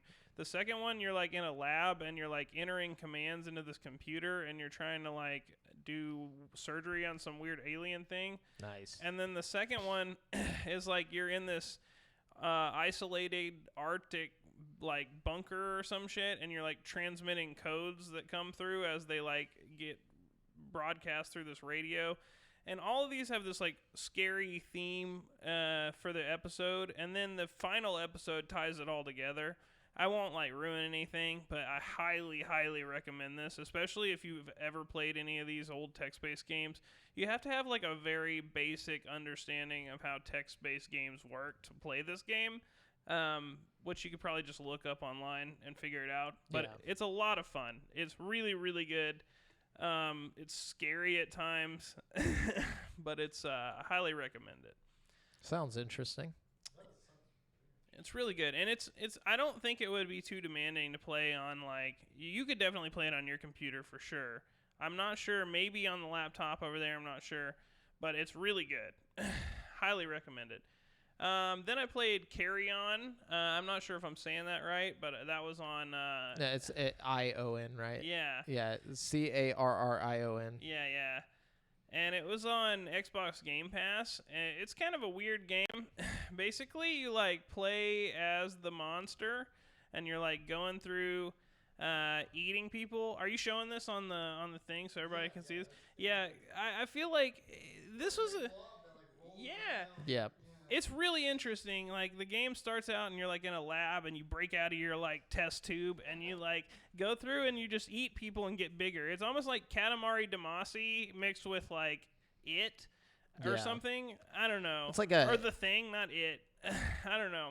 It's weird. It's a super like indie pixel, like yeah, it's like just I didn't play too far, but like I got pretty big and I was eating a lot of people. I don't know. It's pretty cool. It's definitely fun to just play around with. And then I was like, okay, I'm going to go back to my childhood and play Titanic Adventure Out of Time. I'm sorry. What was this a game from your childhood? Yes. What was this a PC game or yes, what? Okay. Yeah. Out of Time, yeah. So I used to play this a lot when I was a kid. I was like obsessed with this game. And I went back and I tried to play it, and like it is not good. Like you don't say. It doesn't hold up. You know what I mean? As a kid, this was my shit. It felt so open ended and the like graphics look really good for the time. It was okay for. I think that's like an actual recording. No, it's not. That's like that's definitely like digital. It's not like a person. It's like a picture, and they have their mouth go like, and they like blink every now and then. But like the people are like pictures, and then like the environments are like animated, and like you walk through. Is that a real person or is it digital? It's a real person. Oh, yeah. okay. I thought it was like a digital. It's like an FMV kind of thing. Gotcha. But it's I don't know, man. It was a lot better as a kid. Let's just say that. But it did spark my love for the Titanic as a kid. So I like that it's rated T though. Yeah, it's got some adult themes. Wow. You know what I'm saying? Do you have sex in a car like underneath the where they're throwing the coal in the shit? No. Yeah. you do you do draw boobies? You do draw boobies. Nuh-uh. No, I'm just kidding. I was like, dude, I'm in. No, All right, we gotta play I wish, this. man. No, I honestly I got tired of playing it pretty quick. And then I downloaded the Ghost Runner demo. I heard that's amazing. I heard like a lot of people are saying that's like their game of this generation. Holy fuck, it's good, dude. I just played the demo, which is like I guess the first 2 levels or something. Dude, this game is sick, dude. It is so fucking sick. Like you have to download the demo on your. It's just called Ghost Runner, not the Ghost Runner, and Oh, Ghost yeah. Runner's all one word. Yeah, bro, it looks so sick, man. It was so sick. Okay, so this game is like Dark Souls vibes to the max. Like it's really, really hard. Okay, Really? really hard. But you like respawn like right before, like the respawns are really forgiving. So you die over and over again, but then you respawn like right before the problem. Yeah, and you just go attack the problem over and over again from different angles, and you're like hopping off walls and sliding and chopping people in half. That's awesome. It's like kind of like it has a Doom Eternal kind of vibe, except you can't get hit once. If you get hit at once, you die. Oh, But nice. also, if you hit anything else once, they die. But you have to deal with them having like shields and shit, and you like do flips over them and fucking chop them up. It's so tight, dude. You feel like a straight up ninja when you like clear a room really fast, because you have to do it like 18 times, you know. And then finally, when you hit that perfect like just zigzag of death, like it's just amazing, dude. It feels really good, and like the graphics are really nice. It's got like platforming that's like really hard and fun. Again, it feels a lot like Doom Eternal, like but harder and more ninja based. I like it. The graphics look real nice. The graphics are awesome. I highly, highly recommend this game. If I had money, I would have bought it on the spot after playing the demo. You know what I mean? But you also have to have the patience for like hard games. If you can't deal with something that's like hard, then this might not be the game for you. But also, it's so forgiving. It's less frustrating than like a Soulsborne game. You know, just because like it'll spawn you like right before the problem. Yeah. You know what I mean? So. But I highly recommend it. Sounds like it took some cues from Celeste then. Really? I haven't played Celeste. Yeah, Celeste is like platforming Dark Souls basically. Like it's just Really? like It's so cute looking. Yeah, I mean it's not like brutal or anything. Like the whole point it's just really hard. Like they make it really hard, but as soon as you die, you appear right where you die. Like, you know, like a little bit before. So Yeah, that's how Ghost Runner feels. Anyways, Batman Season 1 Shadow Edition is what I've been playing.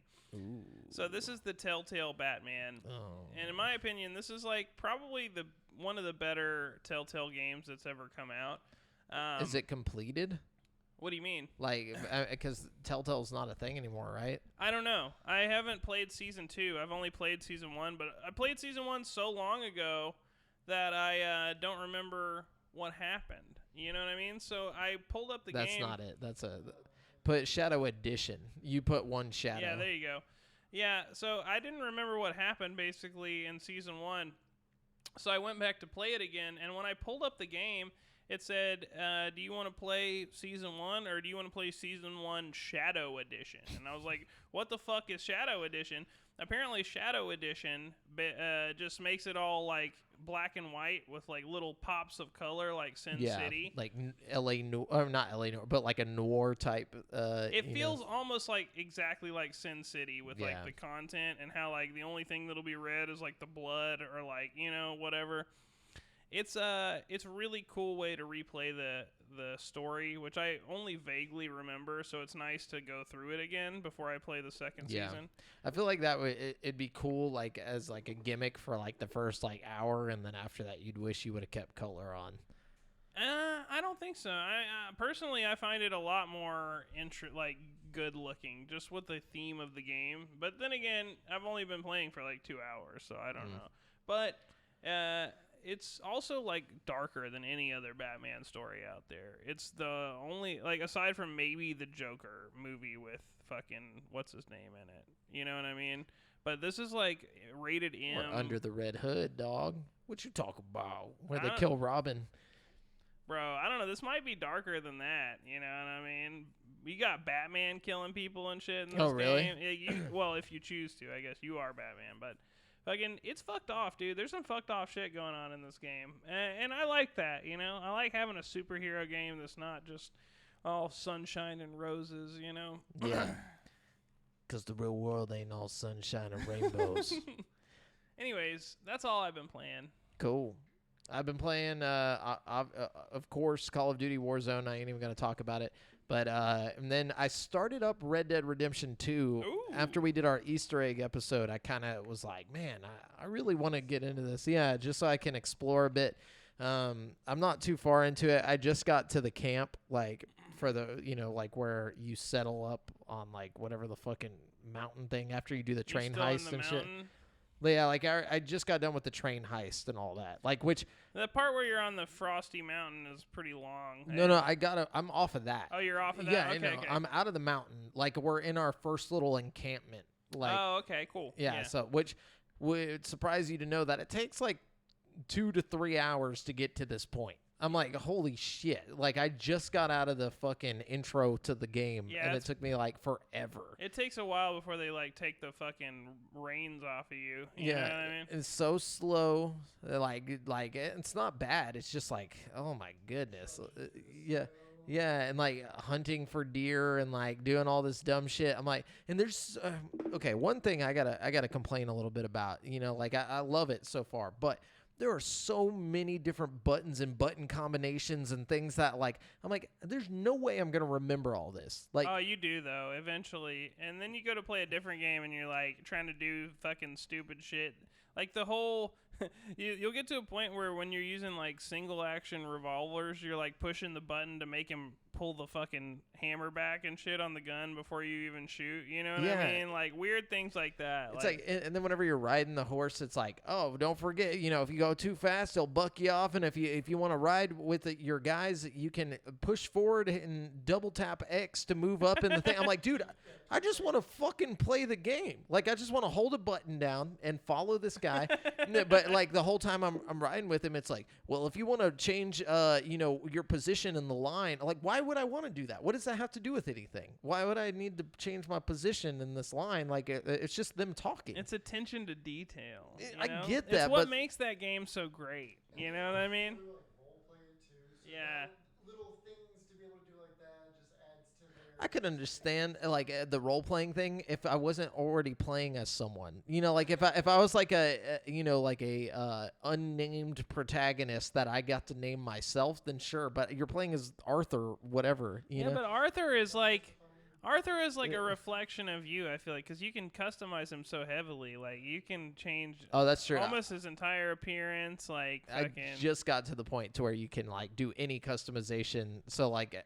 And it seemed like there wasn't a lot, so that's probably why I don't feel that way yet. It just gets more and more every time you, like, visit a new town and go to a different barber or something, too. It's fucking wild. Like, I haven't killed anybody, like, story-wise yet. Like, anytime he's like, do what you want with him, Arthur. I'm like, I'll let you live, because I can't kill you. I lived at my bandit fantasies, man. I was killing I was ruthless, bro. You? I was a straight murderer, I just feel like we're, like, good bad guys. I was killing and robbing and fucking doing all kinds of terrible shit. I have a problem killing, I only do if the game casts me as a good guy. If the game puts me in a role, like, of Arthur Morgan, where I'm, like, part of a gang going around robbing people, I just, like, embrace it and just... Like, go full bad guy, you know what I mean? I don't know. We're just helping everyone. Like that chick that, like, the whatever the bad guys, the other bad guys, like, attacked their house and, like, killed her husband and stuff. I'm like, well, if we're gonna help her, I guess I gotta help these guys, and I guess I gotta help. It's like, I help some people. Okay, if you, I have, like, this weird code of ethics with my Red Dead Redemption character.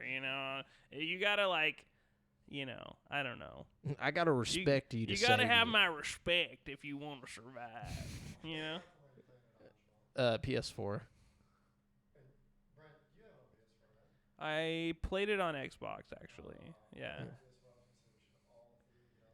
Oh, that would have been fun. Oh yeah, I forgot. There's a whole online component.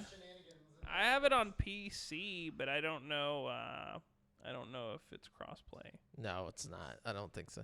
But yeah, so that's what I've been trying to get into that just because I want to get further into it and like dive into the lore and find all the Easter eggs and stuff like that. It's It just gets a really cool good. open world. By next week, you're gonna be you're gonna show up with a goddamn cowboy hat on and shit. Like I swear to God, if you like play that shit for like 1 hour per night, it'll evolve into like part of your life. Like you, dude, Just yeah, it filled with guns. it becomes like an obsession, man. By the time you're done with that story, you'll just be yeeing and hawing all over the fucking place. Like I've noticed like the main guy, like the guy who leads like your little pack. I forget his name. Dutch. Yeah, he always sounds like he's on the verge of crying. Like I felt bad for him. Yeah, he's just like I don't know how to explain it. Like he always sounds like he's like about to cry, like his inflection goes up like he's about to cry. And like at first I thought like I was like, dude, this is gonna end so bad because of the way he's like almost crying and stuff. Like things are serious. And then I just realized like after about like an hour, I'm like, oh, that's just how he talks. Like even whenever shit's calm. But no, I really like the attention to detail and the different characters and stuff like that. I was just thinking like my pea brain is gonna have a lot of trouble trying to remember all this stuff. But it gets anyways. you'll remember all the like essential stuff pretty soon. I guarantee you. There'll be shit you'll just never remember, like the switching positions in line thing. That immediately went in one ear and out the other for me. Like I just completely. I was like, how important is this to the story? Like, am I gonna need this later? Like, I better remember this. But yeah. Anyways, well, that's all I've been playing that in Call of Duty. But yeah. So Devin, since Devin's got a mic this week, if you want to let us know what you've been playing. So much VR that I now have chronic back pain. That's good. I Sounds feel like good. What have you been playing? I need to. Specifically The Walking Dead Saints and Sinners. Oh, how's the Quest version of that? So, yes, it is the best Quest 2 game I have played yet. Dude, it's probably got the. I haven't played that many, but it is. It's probably the best Quest 2 game, to be honest with you. Like, if it's anything like the console games, it's got the most substance out of all these Quest games, you know? The graphics are great. Like, the amount of content in it, the crafting, going out and, like, scavenging different sites. There's, like, 10 or 15 different separate locations you can go to with, like, houses in it and stuff. And just wander around and kill zombies. Oh, man, I love that. The physics from the PC game were really good. Did you have to, like, pull the knife out and stuff? The way that they gave items weight in the game, it makes you almost feel it. And Yeah. when you're pulling a knife out of a zombie's head, like there's hesitation to it and stuff, like it's sticking in. It's just The one thing I didn't like from the PC version of the game was like the way the guns felt. I feel like, except for maybe the shotgun, I feel like the shotgun had a nice little to it. You know what I mean? Weak or something? The revolver does anyway. Yeah. I haven't fooled with anything better than a revolver, but yeah, they feel awkward. Yeah, they're a little weird, but I like that game a lot. I really am tempted to buy the Quest version. My dumbass should have just bought it on the Oculus store. I bought it on Steam for some reason, and I would have got like the free Quest version if I had bought it on Oculus. I don't know what I was thinking. I really want to play Blair Witch on Quest. It looks scary, man. It's scary flat, you know? Anyways, cool. But yeah, so walking in, and then a little bit of the Echo VR, which is the disc. And Ultimate Frisbee in space. yes. Nice. Love it. Check out my TV this week. Good sports in VR. Yeah, I would never play sports in real life, so I think VR just kind of like forces you to like accept, things like that. Like you don't typically see nerds out in the field like tossing the old pigskin, but like you give me VR football, like I'll be on that shit. I would play that. Yeah. That would be tight. Imagine if they did like the like one of the popular NFL games like with a VR like side thing to it. Sports games could be great in VR. It's just a matter of time. Imagine with online multiplayer, like you could train like football teams like for strategy, not really for like the actual thing, but like especially if Watch footage in the sitting in the seat. oh, not even watching footage, you play it like so like you imagine, okay, we're gonna go up against this team, we're gonna run this play, so like see how it works out, like see if it works. Oh, that would be cool if you were like a coach and you were like planning your playbook. You Yeah. know. Simulation without them having Yeah, that's what I'm saying. Right? Yeah, it saves some brain injuries. You know what I'm saying? Yeah. But yeah, so now we're gonna jump on over to the topic of the show. Today's topic of the show is video game franchises that need AR, which is augmented reality for the you know, for the people who don't know what that is. For the layman. For the layman, what's no, I almost said the ill-informed. No, like no, let's keep For this the going. dumbasses out there.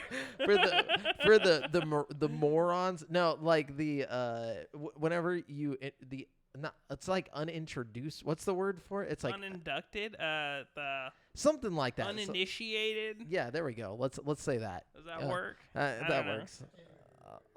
I don't know. But so Brent, let's jump into this. I got 5 of them.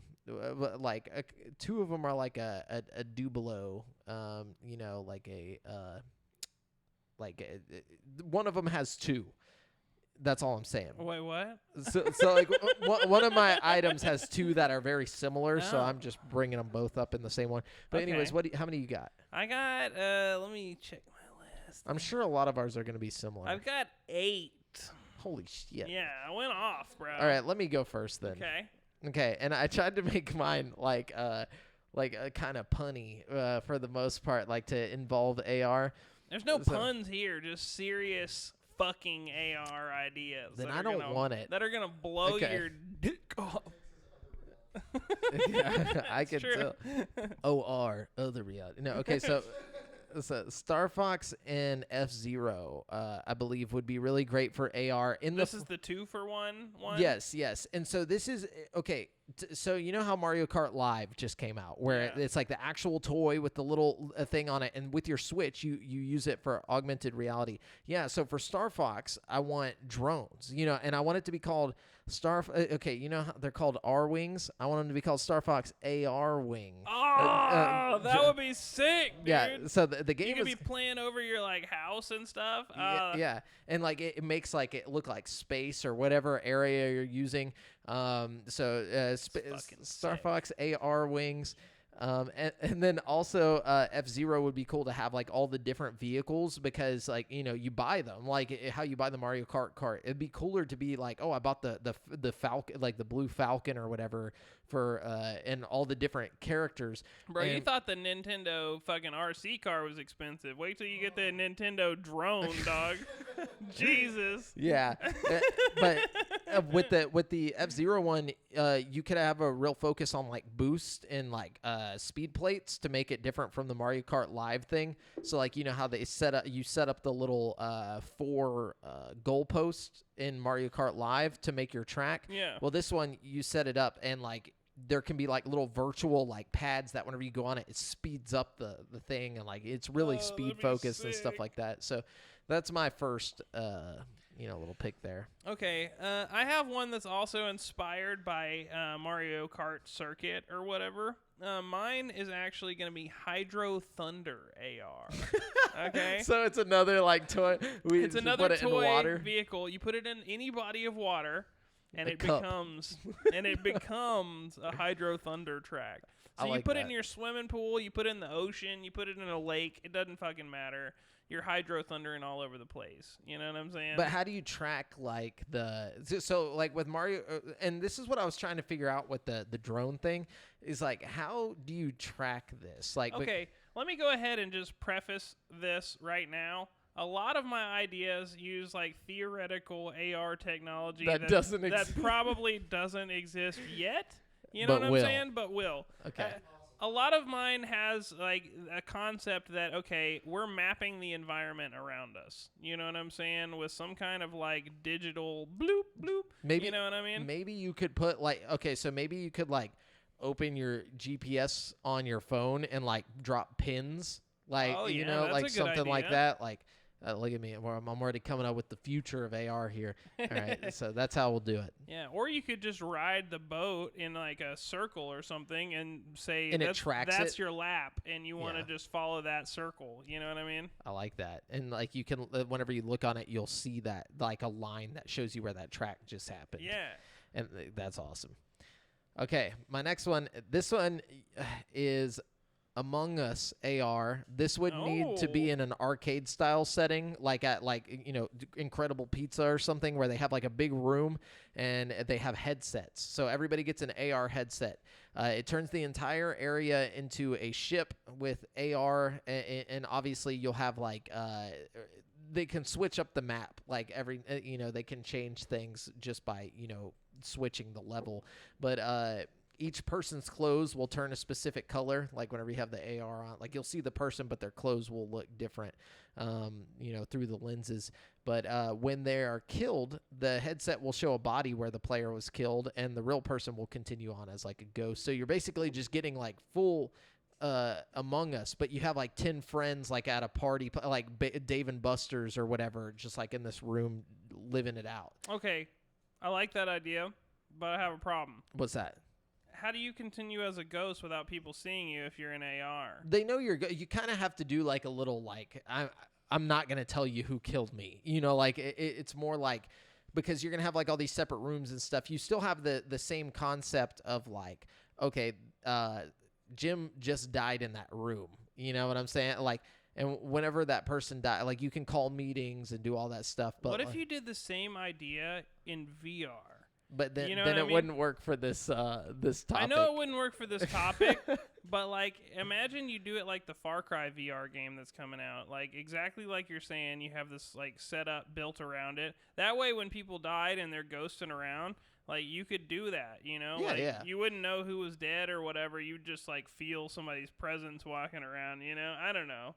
Oh, well, yeah, no, definitely. I mean, I think there'd be a way to make it work. I'm not really sure how, but like this was just kind of like a concept. I was just like, okay. I do like the idea a lot. Yeah, like AR as a party thing, like at Dave and Buster's. I think like they could take the Among Us concept, maybe not do it word for word, but like they could figure out a way to make it work. Yeah, that would be cool. I could feel But that. definitely it'd be cool in VR too. I'm surprised they haven't. But Okay, I got one for you here. okay. This one would require AR glasses to become a thing, which Facebook has said they're working on. They're collaborating with Ray-Bans, so pretty soon there should be some kind of augmented reality glasses. Isn't the HoloLens AR? The HoloLens, yeah, but Yeah. I don't know is that mainstream? Can you buy that now? Yeah, you can buy it at the Microsoft store. Well, I think like the first model wasn't very good. No, it wasn't. The quality was very lacking, so it's still kind of a developing technology. I played with one at the Microsoft store. I put on a HoloLens and like you could see like a dinosaur like skeleton, or like the whole like diagram, and you could just like move it around and like look at the different parts and stuff like that. It was pretty interesting. That's pretty cool. The one downside to it though was it wasn't your full view immersion. It was just like you could see a very distinct like view. Yeah. Well, once the technology gets perfected, I guess is my vision here. You know what I'm saying? I'm thinking the Ray-Bans that Facebook is working on that you just pick up and put on, and you're wearing an augmented reality glasses. You know what I mean? Yeah. But you would want those for this, although you could probably do it with your phone too. But I want a Tony Hawk game, right? Where you like have Tony Hawk just appear in your world, okay? And the game senses the world around you and knows like sharp edges and stuff that he can grind on or like bounce off of, or like ramp shaped objects that he can jump. Yeah. You know what I mean? So you could set up books on your suit or on your desk or whatever and have him jumping off. But also, well, okay, see, that's where this would be interesting, because you could scale your Tony Hawk to be life size, or he could be small. So you could have him like skating and grinding around your room, or you could scale him up and wear your glasses through the city and like have him like grinding through like New York or something. Have him Nada spinning on a cop's head. Yes, dude. Take it to an actual skate park and have Tony grind it up on your local skate park or something. I think that would be sick.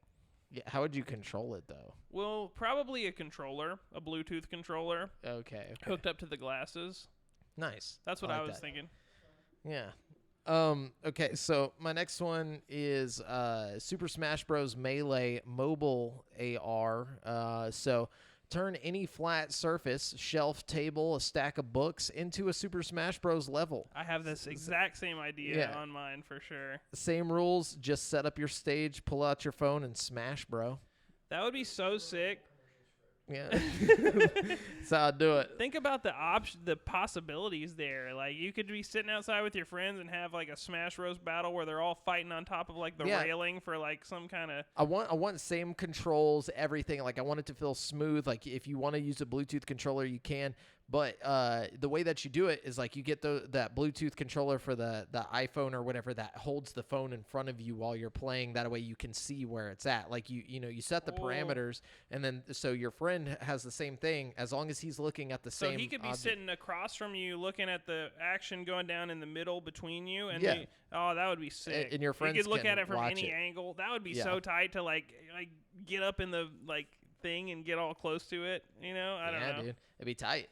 I think that one is one that Nintendo should really look into doing, since they've already done Mario Kart and Pokemon Go and all that stuff. They need to get into the Smash Bros. Mobile. That would be so sick, man.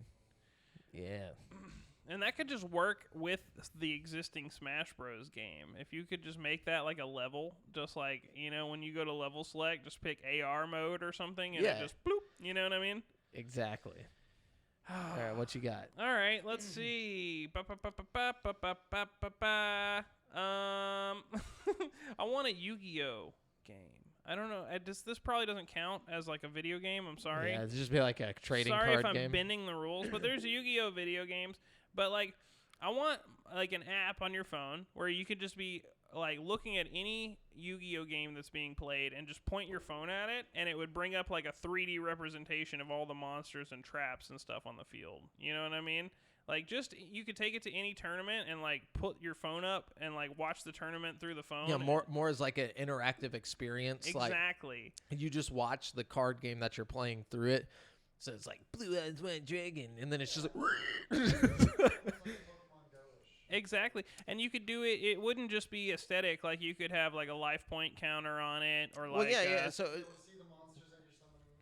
Well, that's what I was gonna say. It could be more just a trading card game companion. Yeah, so like that's you what I just was keep it with thinking. you, and like you just put your thing on a little tripod or whatever, and you can see everything that's happening on the map. Like it gives it a whole heads up display, or maybe you could do it with glasses. The heads up display. That would be so sick. You see everything that's going down, and hit points. The character comes out like a hologram looking thing. It'd be cool. And for that matter, this would be cool with any trading card game, like Magic or Pokemon or any of that stuff. So for sure. Okay, my next one. So, get ready for this. Brothers in A-Arms. I like that. So basically, like that game you see in Star Wars that Han Solo and Chewie are playing, like on the Millennium Falcon, but like where it's like a hologram, like chess type game that they were playing, where like the monster goes over and beats up the other monster. You remember that? Mm-hmm. So it's like that, but you're playing, Brothers in Arms. It's like World War II, and you turn a table into your field and take turns making, so it'd your be like strategic a moves. kind of XCOM kind of game. Yeah, but just Brothers in Arms. That would be sick. It's tactics, World War II tactics. So you can like set a sniper up in a tower over here, and like send your two guys up the field as like you got somebody flanking around the left. It'd be really cool to do. I think that'd be fun, and like it just has all the audio and stuff. Yeah, that would be really sick. But yeah, so that's Brothers in A-Arms. Speaking of snipers, I'll take us to maybe our most controversial game on the list. Oh, no. Silent Scope AR. Oh, okay. I thought you were going to call it like I Hate Mondays or something. No. For Silent Scope AR, I'm thinking you'd have to have like somewhat of a vantage point in real life. You know what I mean? Like, you'd want to get to like the tallest place you could get to, like maybe a grassy knoll or something. Like some kind of grassy knoll, maybe like a book depository, Something Maybe like like that. a tower in Austin, like Just some place where you can just get to sniping, and then it would put like a virtual target in the real world, and you'd have to like find him, like Where's Waldo style, yeah. and snipe him, No, that's actually a lot worse than I was expecting. So Really? it just picks a target, like it could be any No, random person walking around. No. It inserts a virtual target into your Oh, world. okay. It puts like a little fake guy I in thought there. you meant like you go up on the tower and you see all these people walking through Walmart or whatever. Oh my God, and no! it just puts a gives target you on. points for shooting. No. Controversial. So you said get up to a high point. I was like, oh no. It's just a big old target on the back of someone's head, and you're just like living out your weird fantasy through your AR game. Yeah, no. Yeah. No, it would just be like, like Silent Scope, but in real life, Okay, I like that. I guess. Maybe a little too. Maybe it's maybe a little too maybe controversial. a little controversial. My final one. This one is not actually called this, but I think it'd be funny. Mario PART. Oh my God. Mario Party. No, but it just anytime there's AR, you gotta capitalize the A and the This R. would be the perfect Yeah. AR game. Mario Party would be the ultimate. So come on, this is See, obvious. the tabletop, and it just puts the board game. Yeah. I already know. Play it with anywhere. Play it anywhere with anyone. Just like have all the different boards you want. Like You could have on so a many table. cool mini games. Oh, yeah. Like in AR. Oh. Dude, that's what I wasn't thinking about was the amazing mini games that would happen in between each, Dude. of the turns. And the board itself would be sick. That would be sick. That Oh, would yeah. be really cool all around. Lenses or through a phone or through a screen? I I'm think thinking through a phone. glasses would be cool, or a phone. Yeah, Either through one a would phone. work. Lenses though, mini games could be even better. Like you actually have to play them out. Oh yeah. With the lenses, but I mean that's like future tech. I'm saying they could do this right now, where you just set your phone on like a thing, and then you're playing it. Like you see it happening all right here. All the touchscreen controls and stuff to do. Yeah, and then once the mini games come up, you just play it like normal, and then if it needed, and then they could evolve it, as the tech comes out. But See, I want glasses where it's like hand tracking, like Oculus has right now, and you're like throwing dice and like fucking. I don't know. That's too far. I think that would be sick. Nintendo, even if Nintendo had the technology, they just wouldn't do it. They'd just be like, "No, we got something better, much better," and it'd just be like the shittiest like version of that. Like we got why do AR when we've got Labo? Anyways, what you got? Okay, I got a good one here. Animal Crossing AR. Okay, so basically you would map your whole room out in AR, and then it would turn your room into your own private Animal Crossing island that is exactly like Animal Crossing. It evolves and changes overnight. Different things happen day by day. It would just be like an Animal Crossing game, okay. but in AR in your room. Check this out. More realistic. Not that yours isn't realistic. It's just that I know Nintendo sucks sometimes. Remember when they did Happy Home Designer for the 3DS? Do you remember that? Animal Crossing Happy Home Designer? No, I don't know what you're talking about. So they did a spin-off of Animal Crossing called Happy Home Designer, where the whole focus of it was you just designing your house like in Animal Crossing, and it didn't have the full Animal Crossing aspect to it where like you're going out and like running around the island and stuff like that. What if you could Happy Home Design your room? Like it's just like you could take a whole space and turn it like design it however you want to, change the color of your walls and like do cool shit like that. Just kind of like basically have like an app that lets you completely reconstruct your room without actually doing anything. And then you could like take pictures of it and like, obviously it's Animal Crossing themed, so you'd have like cool stuff from the game and like stuff like that. I don't know. That's just a random thing I was thinking. No, that would be cool. It wouldn't be as cool, but like I think it'd be like I'm just talking about realistic. Like, would it happen? Not that any of this would ever happen. I don't think it would be so unrealistic that it couldn't happen. To turn your whole room into an island? Yeah. I mean, it's just procedurally generated. You know what I mean? Would it be like a small area or like? I think it would kind of be up to you. You know what I Okay. mean? I think you could map out however big or small your room is, or however big or small of an area you want to turn into the island. You know what I mean? And maybe even specific areas that are like higher elevation, or you know what I mean? And then you could build, in traditional Animal Crossing fashion, little slopes, or you could use ladders to get up to the higher spots in your room. I don't know. I mean, you'd have to obviously like plan it out a little bit. You know what I mean? Yeah, and you're seeing your little character walk around. Yeah, and I Okay. think once you commit to like your initial, you'd spend like 20 to 30 minutes like mapping out your area. But once you've actually done it, you know what I mean? It would be like there and permanent, and it would evolve and change through the seasons, and you'd have to commit to it. Yeah, you know yeah, what I for mean? sure. No, I like that. Animal Crossing is like a pretty obvious. Like, I think it should already be done. Like, I'm surprised Nintendo hasn't done it. Especially in some with their form little or fashion. forays into like I remember with the 3DS, they had a little AR component to it where like it came with little AR cards that you'd put the camera on it. Really? Like, you don't remember that? No, I never played the 3DS one. Oh man, yeah. No, not for Animal Crossing, but for like the 3DS in general. Yeah, I You remember the that AR for sure, cards? Yeah. Like you could play this game where you're like shooting at this like weird thing like with your 3DS. Man, the 3DS had so much potential to do some cool AR stuff. Oh, it did. It was like Fatal Frame or something. Mm-hmm. They did some AR game on the 3DS that was like Fatal Frame, but it wasn't Fatal Frame. It was like called like Horror Picture or something. It was like something stupid like that. Like, Interesting. it's like, why not just use Fatal Frame? But anyways, what do you got? Okay, I've got a couple more. I think you could do a Five Nights at Freddy's game. That would be pretty cool if you used your phone. I think they have one. Really? An I AR think game? I think there's already a Five Nights at Freddy's. I'll look this AR. up for us, Devin.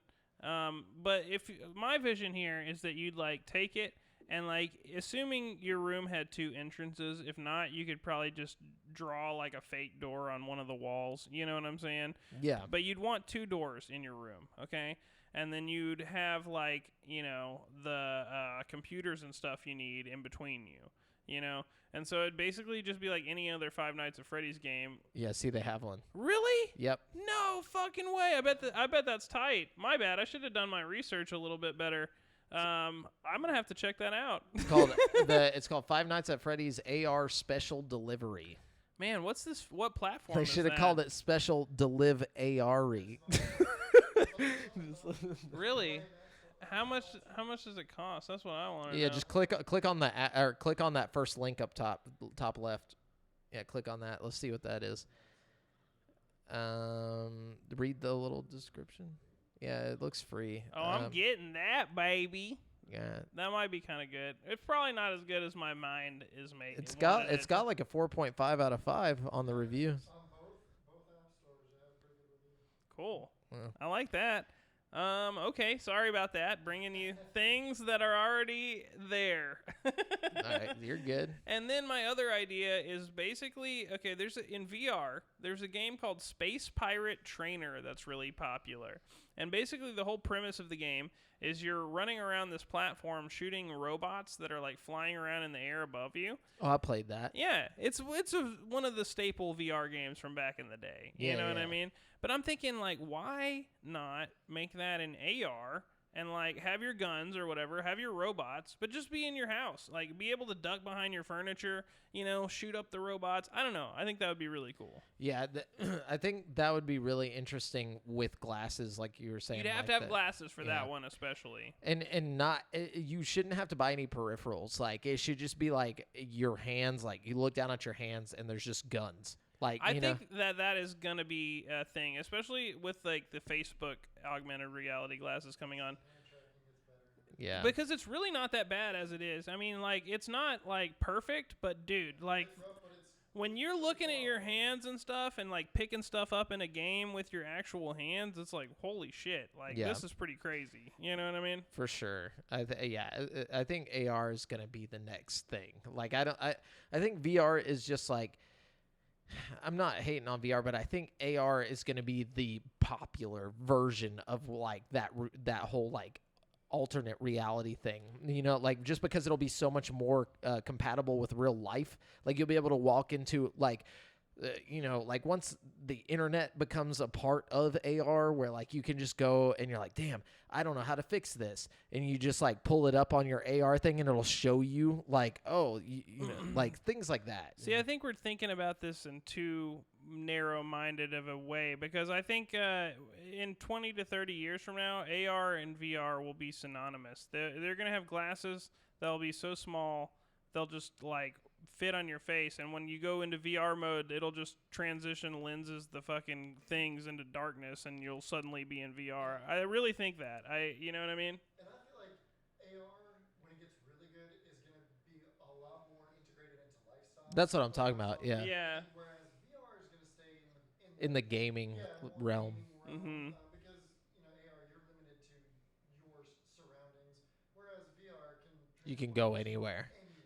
Yeah, I can't wait till it all gets put in the Neuralink, and then I can just jack into the AR VR matrix. You know, like I'm ready for that future. But I just really wish AR would hurry the fuck up, because I want these cool games that they can do with it, but also like just the everyday applications of like. I think driving with AR is going to be really cool, with like seeing your gas mileage, or and all that seeing stuff. like the arrow on the road, like it's a video game. You Oh, know what yeah. I mean? And you're just drifting around the corner, you know. It's like red, and there's like a barrier that like you look down at your thing and it tells you like when to hit the brakes and stuff to like drift. You know, it's like. I mean, that's going to be sick, though, like hitting like drive mode, and then suddenly you just see your speed right in front of you and everything, you know? That's going to be tight. Yeah, or like cooking. Or like whenever you like want to cook something, Oh, yeah, and it's like the recipe right in your face. Or it'll be like a little circle, and it'll be like fill this part with this, and that'll be a perfect serving of this, or like like just by measurement base. Like that'll be like cool. just put this many tomato or like chopped up tomatoes right here, and that'll be a perfect amount for this recipe or whatever. Like it's just so weird. Like I'm ready for that. Anyways, is that all you got? That's all I got. All right. Oh, what you got, Devin? So I was going to wait to see if either of y'all said it, but a ghost hunting AR game, like in whatever surrounding that you're in, and your camera, you have to like find it with your phone going through an area. That would be sick. If you guys watch the Netflix show Evil, they have a thing exactly like this. Like almost exactly like you're describing it. It's like a game they have in the show, and they go around their house and the game puts ghosts and shit in the house, and I don't know. To me, while I was watching that, I was like, that would be a fun ass game. They already somewhat did this with the Ghostbusters mobile game, which was like exactly like. Yeah, the Ghostbusters mobile game was it's literally Pokemon Go, but with Ghostbusters. That sounds dope. Ghosts. Yeah, Why didn't I hear a thing. about this? I don't know. Like you can just Google it. It's a real thing. But I was thinking more in like the creepy ghosts. You turn all the lights off. And Yeah, we need like light and cameras on, and you gotta like look around. you need like paranormal activity attached to that. You know, the branding. You know what I mean? Since like we're done done with it, like I mean this isn't part of the topic, because the topic was like, oh, it's got to be franchise or something that's already a franchise, but I'm not talking about you. I'm talking about like I like yours, because you can stick a franchise to that. It could be any ghost the thing. Grudge, Yeah, the it could be Ring, whatever, anything. you know. But this one, I couldn't really think of anything that you could stick a franchise to it. Like, but imagine like a game where you're just walking around with your phone, and like it like you keep the notifications on, and whenever someone is near you that is also playing the game or like has the game downloaded, it'll like start to vibrate, so you can pull it out and look. And like you can see if somebody's like infected or whatever, like just like some weird like infected type game. Yeah, like some type of tag, like COVID-23, the game. Yeah, I don't know. I was thinking something. Ooh, the game. The game. The game. Yeah, I just died. No, but that's it. That's our topic of the show. Now we're gonna jump on over to the People's Champ, Brent. Who's the champion this week? I don't think we have many questions. I think we just got like 2, so it should be easy to just. Let me find out about this champ, this paper champ, this I know so-called tonight's champ. a very weird time to be recording a video game podcast. There is a lot of voting going on right now. A lot of something about our presidents. I'm trying to find it. Here we go. Oh, here we go. Here we go. Where are we going? All right, we're giving it to Aaron Jones, Alonesy, the Jonesy. He says, how much of your personality is attributed to video games, and how much are video games a reflection of yourself? That's deep. Yeah. Wow, that's like it's a little philosophical. How much of my personality is attributed to video, and like how much of it came from video games? I would say it's not so much that it came from video games. It was more along the lines of the people that I chose to surround myself with were people that had or very similar interests as me when it came to video games. So it was like me, Brent and Dylan Parton and stuff. Whenever I was a kid growing up, like, we all loved like Pokemon. We all loved, Conker's Bad Fur Day, 007, things like that. It was like part of childhood. So it kind of, a lot of it made me who I am, like being around the specific people that I was around, because of video games. I really think that was one of the things that brought us all together. Definitely. Was gaming. And then what was the second part of the question? He said, how much are video games a reflection of yourself? As an adult, not so much. I think if you go back to the games that I used to play, I think you can see a reflection of my humor that comes from like certain games. Like my interest in sci-fi comes from Halo, things like that. Like and deep lore from Halo, because like before Halo, I didn't know that like I didn't know that fictional universes could have background lore and stuff like that. I wasn't really like interested in finding out like what happened 200 years before the game took place, things like that. Mm-hmm. So I think you could see a lot of that. What about you? Oh, man, for me, I feel like a lot of my personality is attributed to video games, but mainly because like I feel like that's, with anybody, especially in America, I feel like, most of us consume media growing up and then build something of a personality around the media we watch, even if it's a subconscious kind of thing. Yeah. You know what I mean? You take parts with you. And I play, you take things from everything that you experience. Exactly. And I played a lot of video games growing up. So, I mean, I'd be hard-pressed to say that, a lot of the things that I think or do aren't like in some way influenced by video games I played as a kid, but that's a huge generalization. You know what I mean? It really is, yeah. I think I agree. Like with what I was saying, even I think it's a big generalization, but there are aspects of those things that like there's no way I'd be the same person I am today if I wouldn't have been as obsessed with video games as a kid as I was. Sure. Like I wouldn't be JAMAL that's sitting here making a video game podcast if I wouldn't have been obsessed with the Pokemon games as a kid, or Donkey Kong Country as a kid. I wouldn't be here.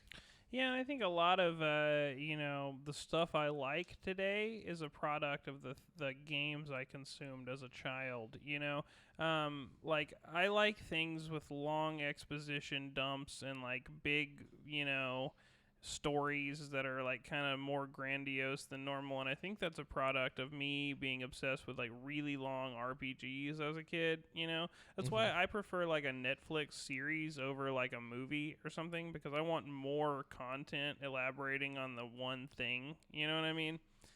I don't know. I think that's a product of my love for video games, or just my love of long stories, because I also, like, read a lot of books and stuff as a kid. I don't know. Yeah, but even then, those long books, Harry Potter, were also video games. True. As a kid. True, and then those video games definitely influenced how I viewed Harry Potter as a series. Yeah. You know what I mean? Like, I don't know. It's interesting because Harry Potter as a series influenced me as a lot, even to this day, Little things like that. See, that's another example of how it's not just video games, just all the media I consumed kind of like forged a lot of my personality. I don't know. But that's just me being honest. I think most people will probably be like, oh, no, I can watch whatever I want. I don't ever have any effect on me, But it's like, maybe when I was a kid, I definitely had, I walked around quoting shit, I don't know. Yeah. Yeah, I mean, I think we all learned some words from video games. I think we also learned some things we shouldn't have learned from video games at a specific age, like, Grand Theft Auto, things like that. But No Russian really inspired me. yeah. I think we all learn good lessons from video games, too. I mean, you look at these games that are like, have your moral compass or whatever, like KOTOR or something, where it's like, there's actual consequences in the game for being good or bad. I feel like those are good, lessons to learn as a kid. Says the bandit over here. Yeah, fair enough. Anyways, what's the next one? Well, thanks for the champion question, Aaron. Yeah. Let's see what the listener question is. We got Jeffrey Lewis. He says, so what dystopian game do you think is going to represent 2021? Probably, well, I don't know. The Division. Yeah, I'm sure the Division 3 or some shit, but like I think Tony Hawk Pro Skater Remake 1 and 2 because is that a dystopian game? Well, it's not, but it's one of the only games that has come out so far that mentions anything of the pandemic. Like in the game, there's like a billboard that says like wash your hands and wear a mask, and there's like in the character creation you can put a face, you can put a mask on. Like there's like a bunch of stuff in the game that references the pandemic, like a lot of stuff actually. Damn, in the game. Conspiracy is real over here. Well, I mean, it came out during the pandemic, so it's not like they didn't know. It's not like they were predicting it. Or did they? But yeah, so I think Tony Hawk Pro Skater 1 and 2 release the virus? COVID 50-50 rail grind. No, but I think I really think that's going to be the game that everybody, like 10 years from now, somebody's going to play that remaster and be like, what is it talking about? Like, why is it saying like wash your hands and like all this stuff? It'll be in like Easter egg videos on AR YouTube. It's going to be crazy. But anyways, that's my pick. What you got? I like that. Yeah, like I said, I think he's asking us which game that already exists. Oh, okay. Represents 2021, and I'm thinking The Division. So. Gotcha. Yeah. Gotcha. But yeah, so that's it for Paul. Yeah. Well, that's our listener questions. Thanks so much for writing in, guys. We're gonna round out the show with Brent's give you a bunch of free shit. Oh yeah, probably. Except for unfortunately not. Brent's now broke, so Brent's switching it up to Brent's weird fact of the day. To Brent, where I give you a weird fact instead of free shit. To Brent's broke ass facts. Here's a weird fact. I'm broke. No, I'm just kidding. No. So check this out. There's a weird phenomenon in Japanese tourism. Can we guess? Yeah, please. Okay. Please. No, but give me the what is it? What is it? I was about to tell you. If I told you, you wouldn't be. There would be no point in guessing. Well, were you gonna like give a term for it or what? Like don't give me the term. Or tell me the term and let me guess what it is. Okay, let me tell you what it is, and then you try to guess the term. Okay. Or can I tell you the term? Yeah. Okay, I'll tell you the term. Okay. Yeah. All right. The term is called Paris syndrome. What do you think this means? Okay, Paris syndrome. Do you know, Devin? Devin sounds like he knows. I've heard this term, but it is escaping me. Okay, don't look it up. We would see it. Oh, okay, yeah, he can't. Okay, I think I'm gonna guess. I think Paris syndrome is whenever the youth of Japan have a crazy obsession with Paris. Okay. And for whatever reason, like, they just want to live in Paris. Like there's something about Paris that they fetishize, like something about that. You're actually really close. Okay, what is it? Well, Devin, Devin. Devin, you want to hit a guess? Yeah, it's Japanese people. The people that are coming to Japan? No. No, they're going out people, of Japan. The Japanese people experience this. You want me to just tell you guys? Okay, let me just tell y'all. So basically, Japanese people do fetishize France. Like, they really romanticize France. They love it. But there's a weird phenomenon where tourists from Japan will go to France and realize it's not as good as they expected it to be. And they'll like have a fucking like mental breakdown about it. And like this happens so much that they had to make a name for it, and the Japanese embassy has like a special thing. Here, let me read you the article. It says Paris syndrome is a psychological condition experienced almost exclusively by Japanese tourists who are disappointed when the City of Lights does not live up to their romantic expectations. The syndrome, considered an extreme case of culture shock, causes symptoms such as acute delusional state, hallucinations, anxiety, dizziness, and sweating, and has been documented by medical journals. So why does Paris make Japanese visitors sick? The French psychiatric journal Nervure cites the disappointment many visitors feel is caused by an over-romanticized expectations of Paris as a city of love, fashion, and glamorous people. The city is a popular tourist destination due to Japanese fascination with all things French.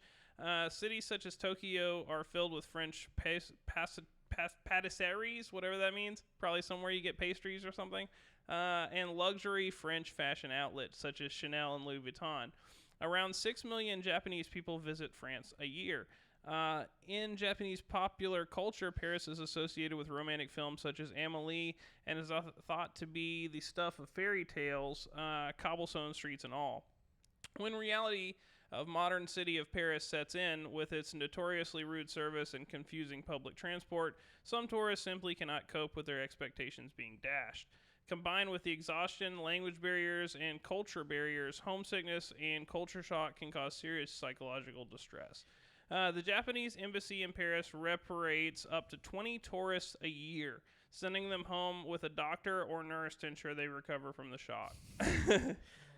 See, I feel like there could be the same thing for weeaboos in America going to Japan for the first time. I feel like probably not what they expect. Yeah, when they get there and they realize that there's not like a bunch of hentai girls running around, like they're just like, what? I thought everyone was anime. Yeah, it's like no one's wanting to be my girlfriend. You know. They are so disappointed, and France is so realistically bad that they're having mental breaks over it. Yes, like Well, this is a real I don't know if Paris is realistically bad. I just think that they've so highly like they've hyped it up. it up that when they get there and it's not like literally heaven, they're like shit. Pretty crazy stuff, though, right? Yeah, You know? I That like it's even got its own term and stuff. Anyways, that's Brent's fun fact for the day. Nice.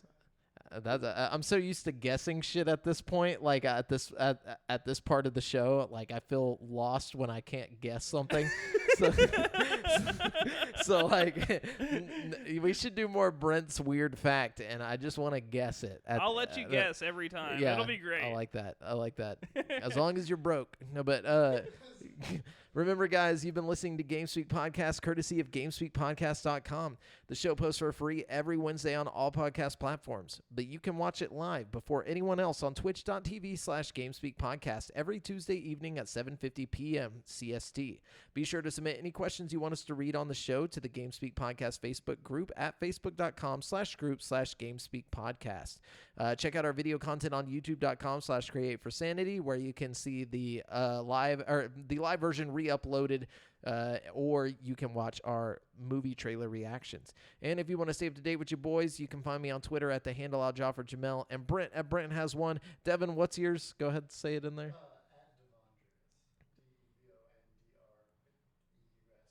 Devondres, DEVONDREUS. There you go. And check out the GameSpeak Podcast Instagram, guys. Until next time, listeners, later.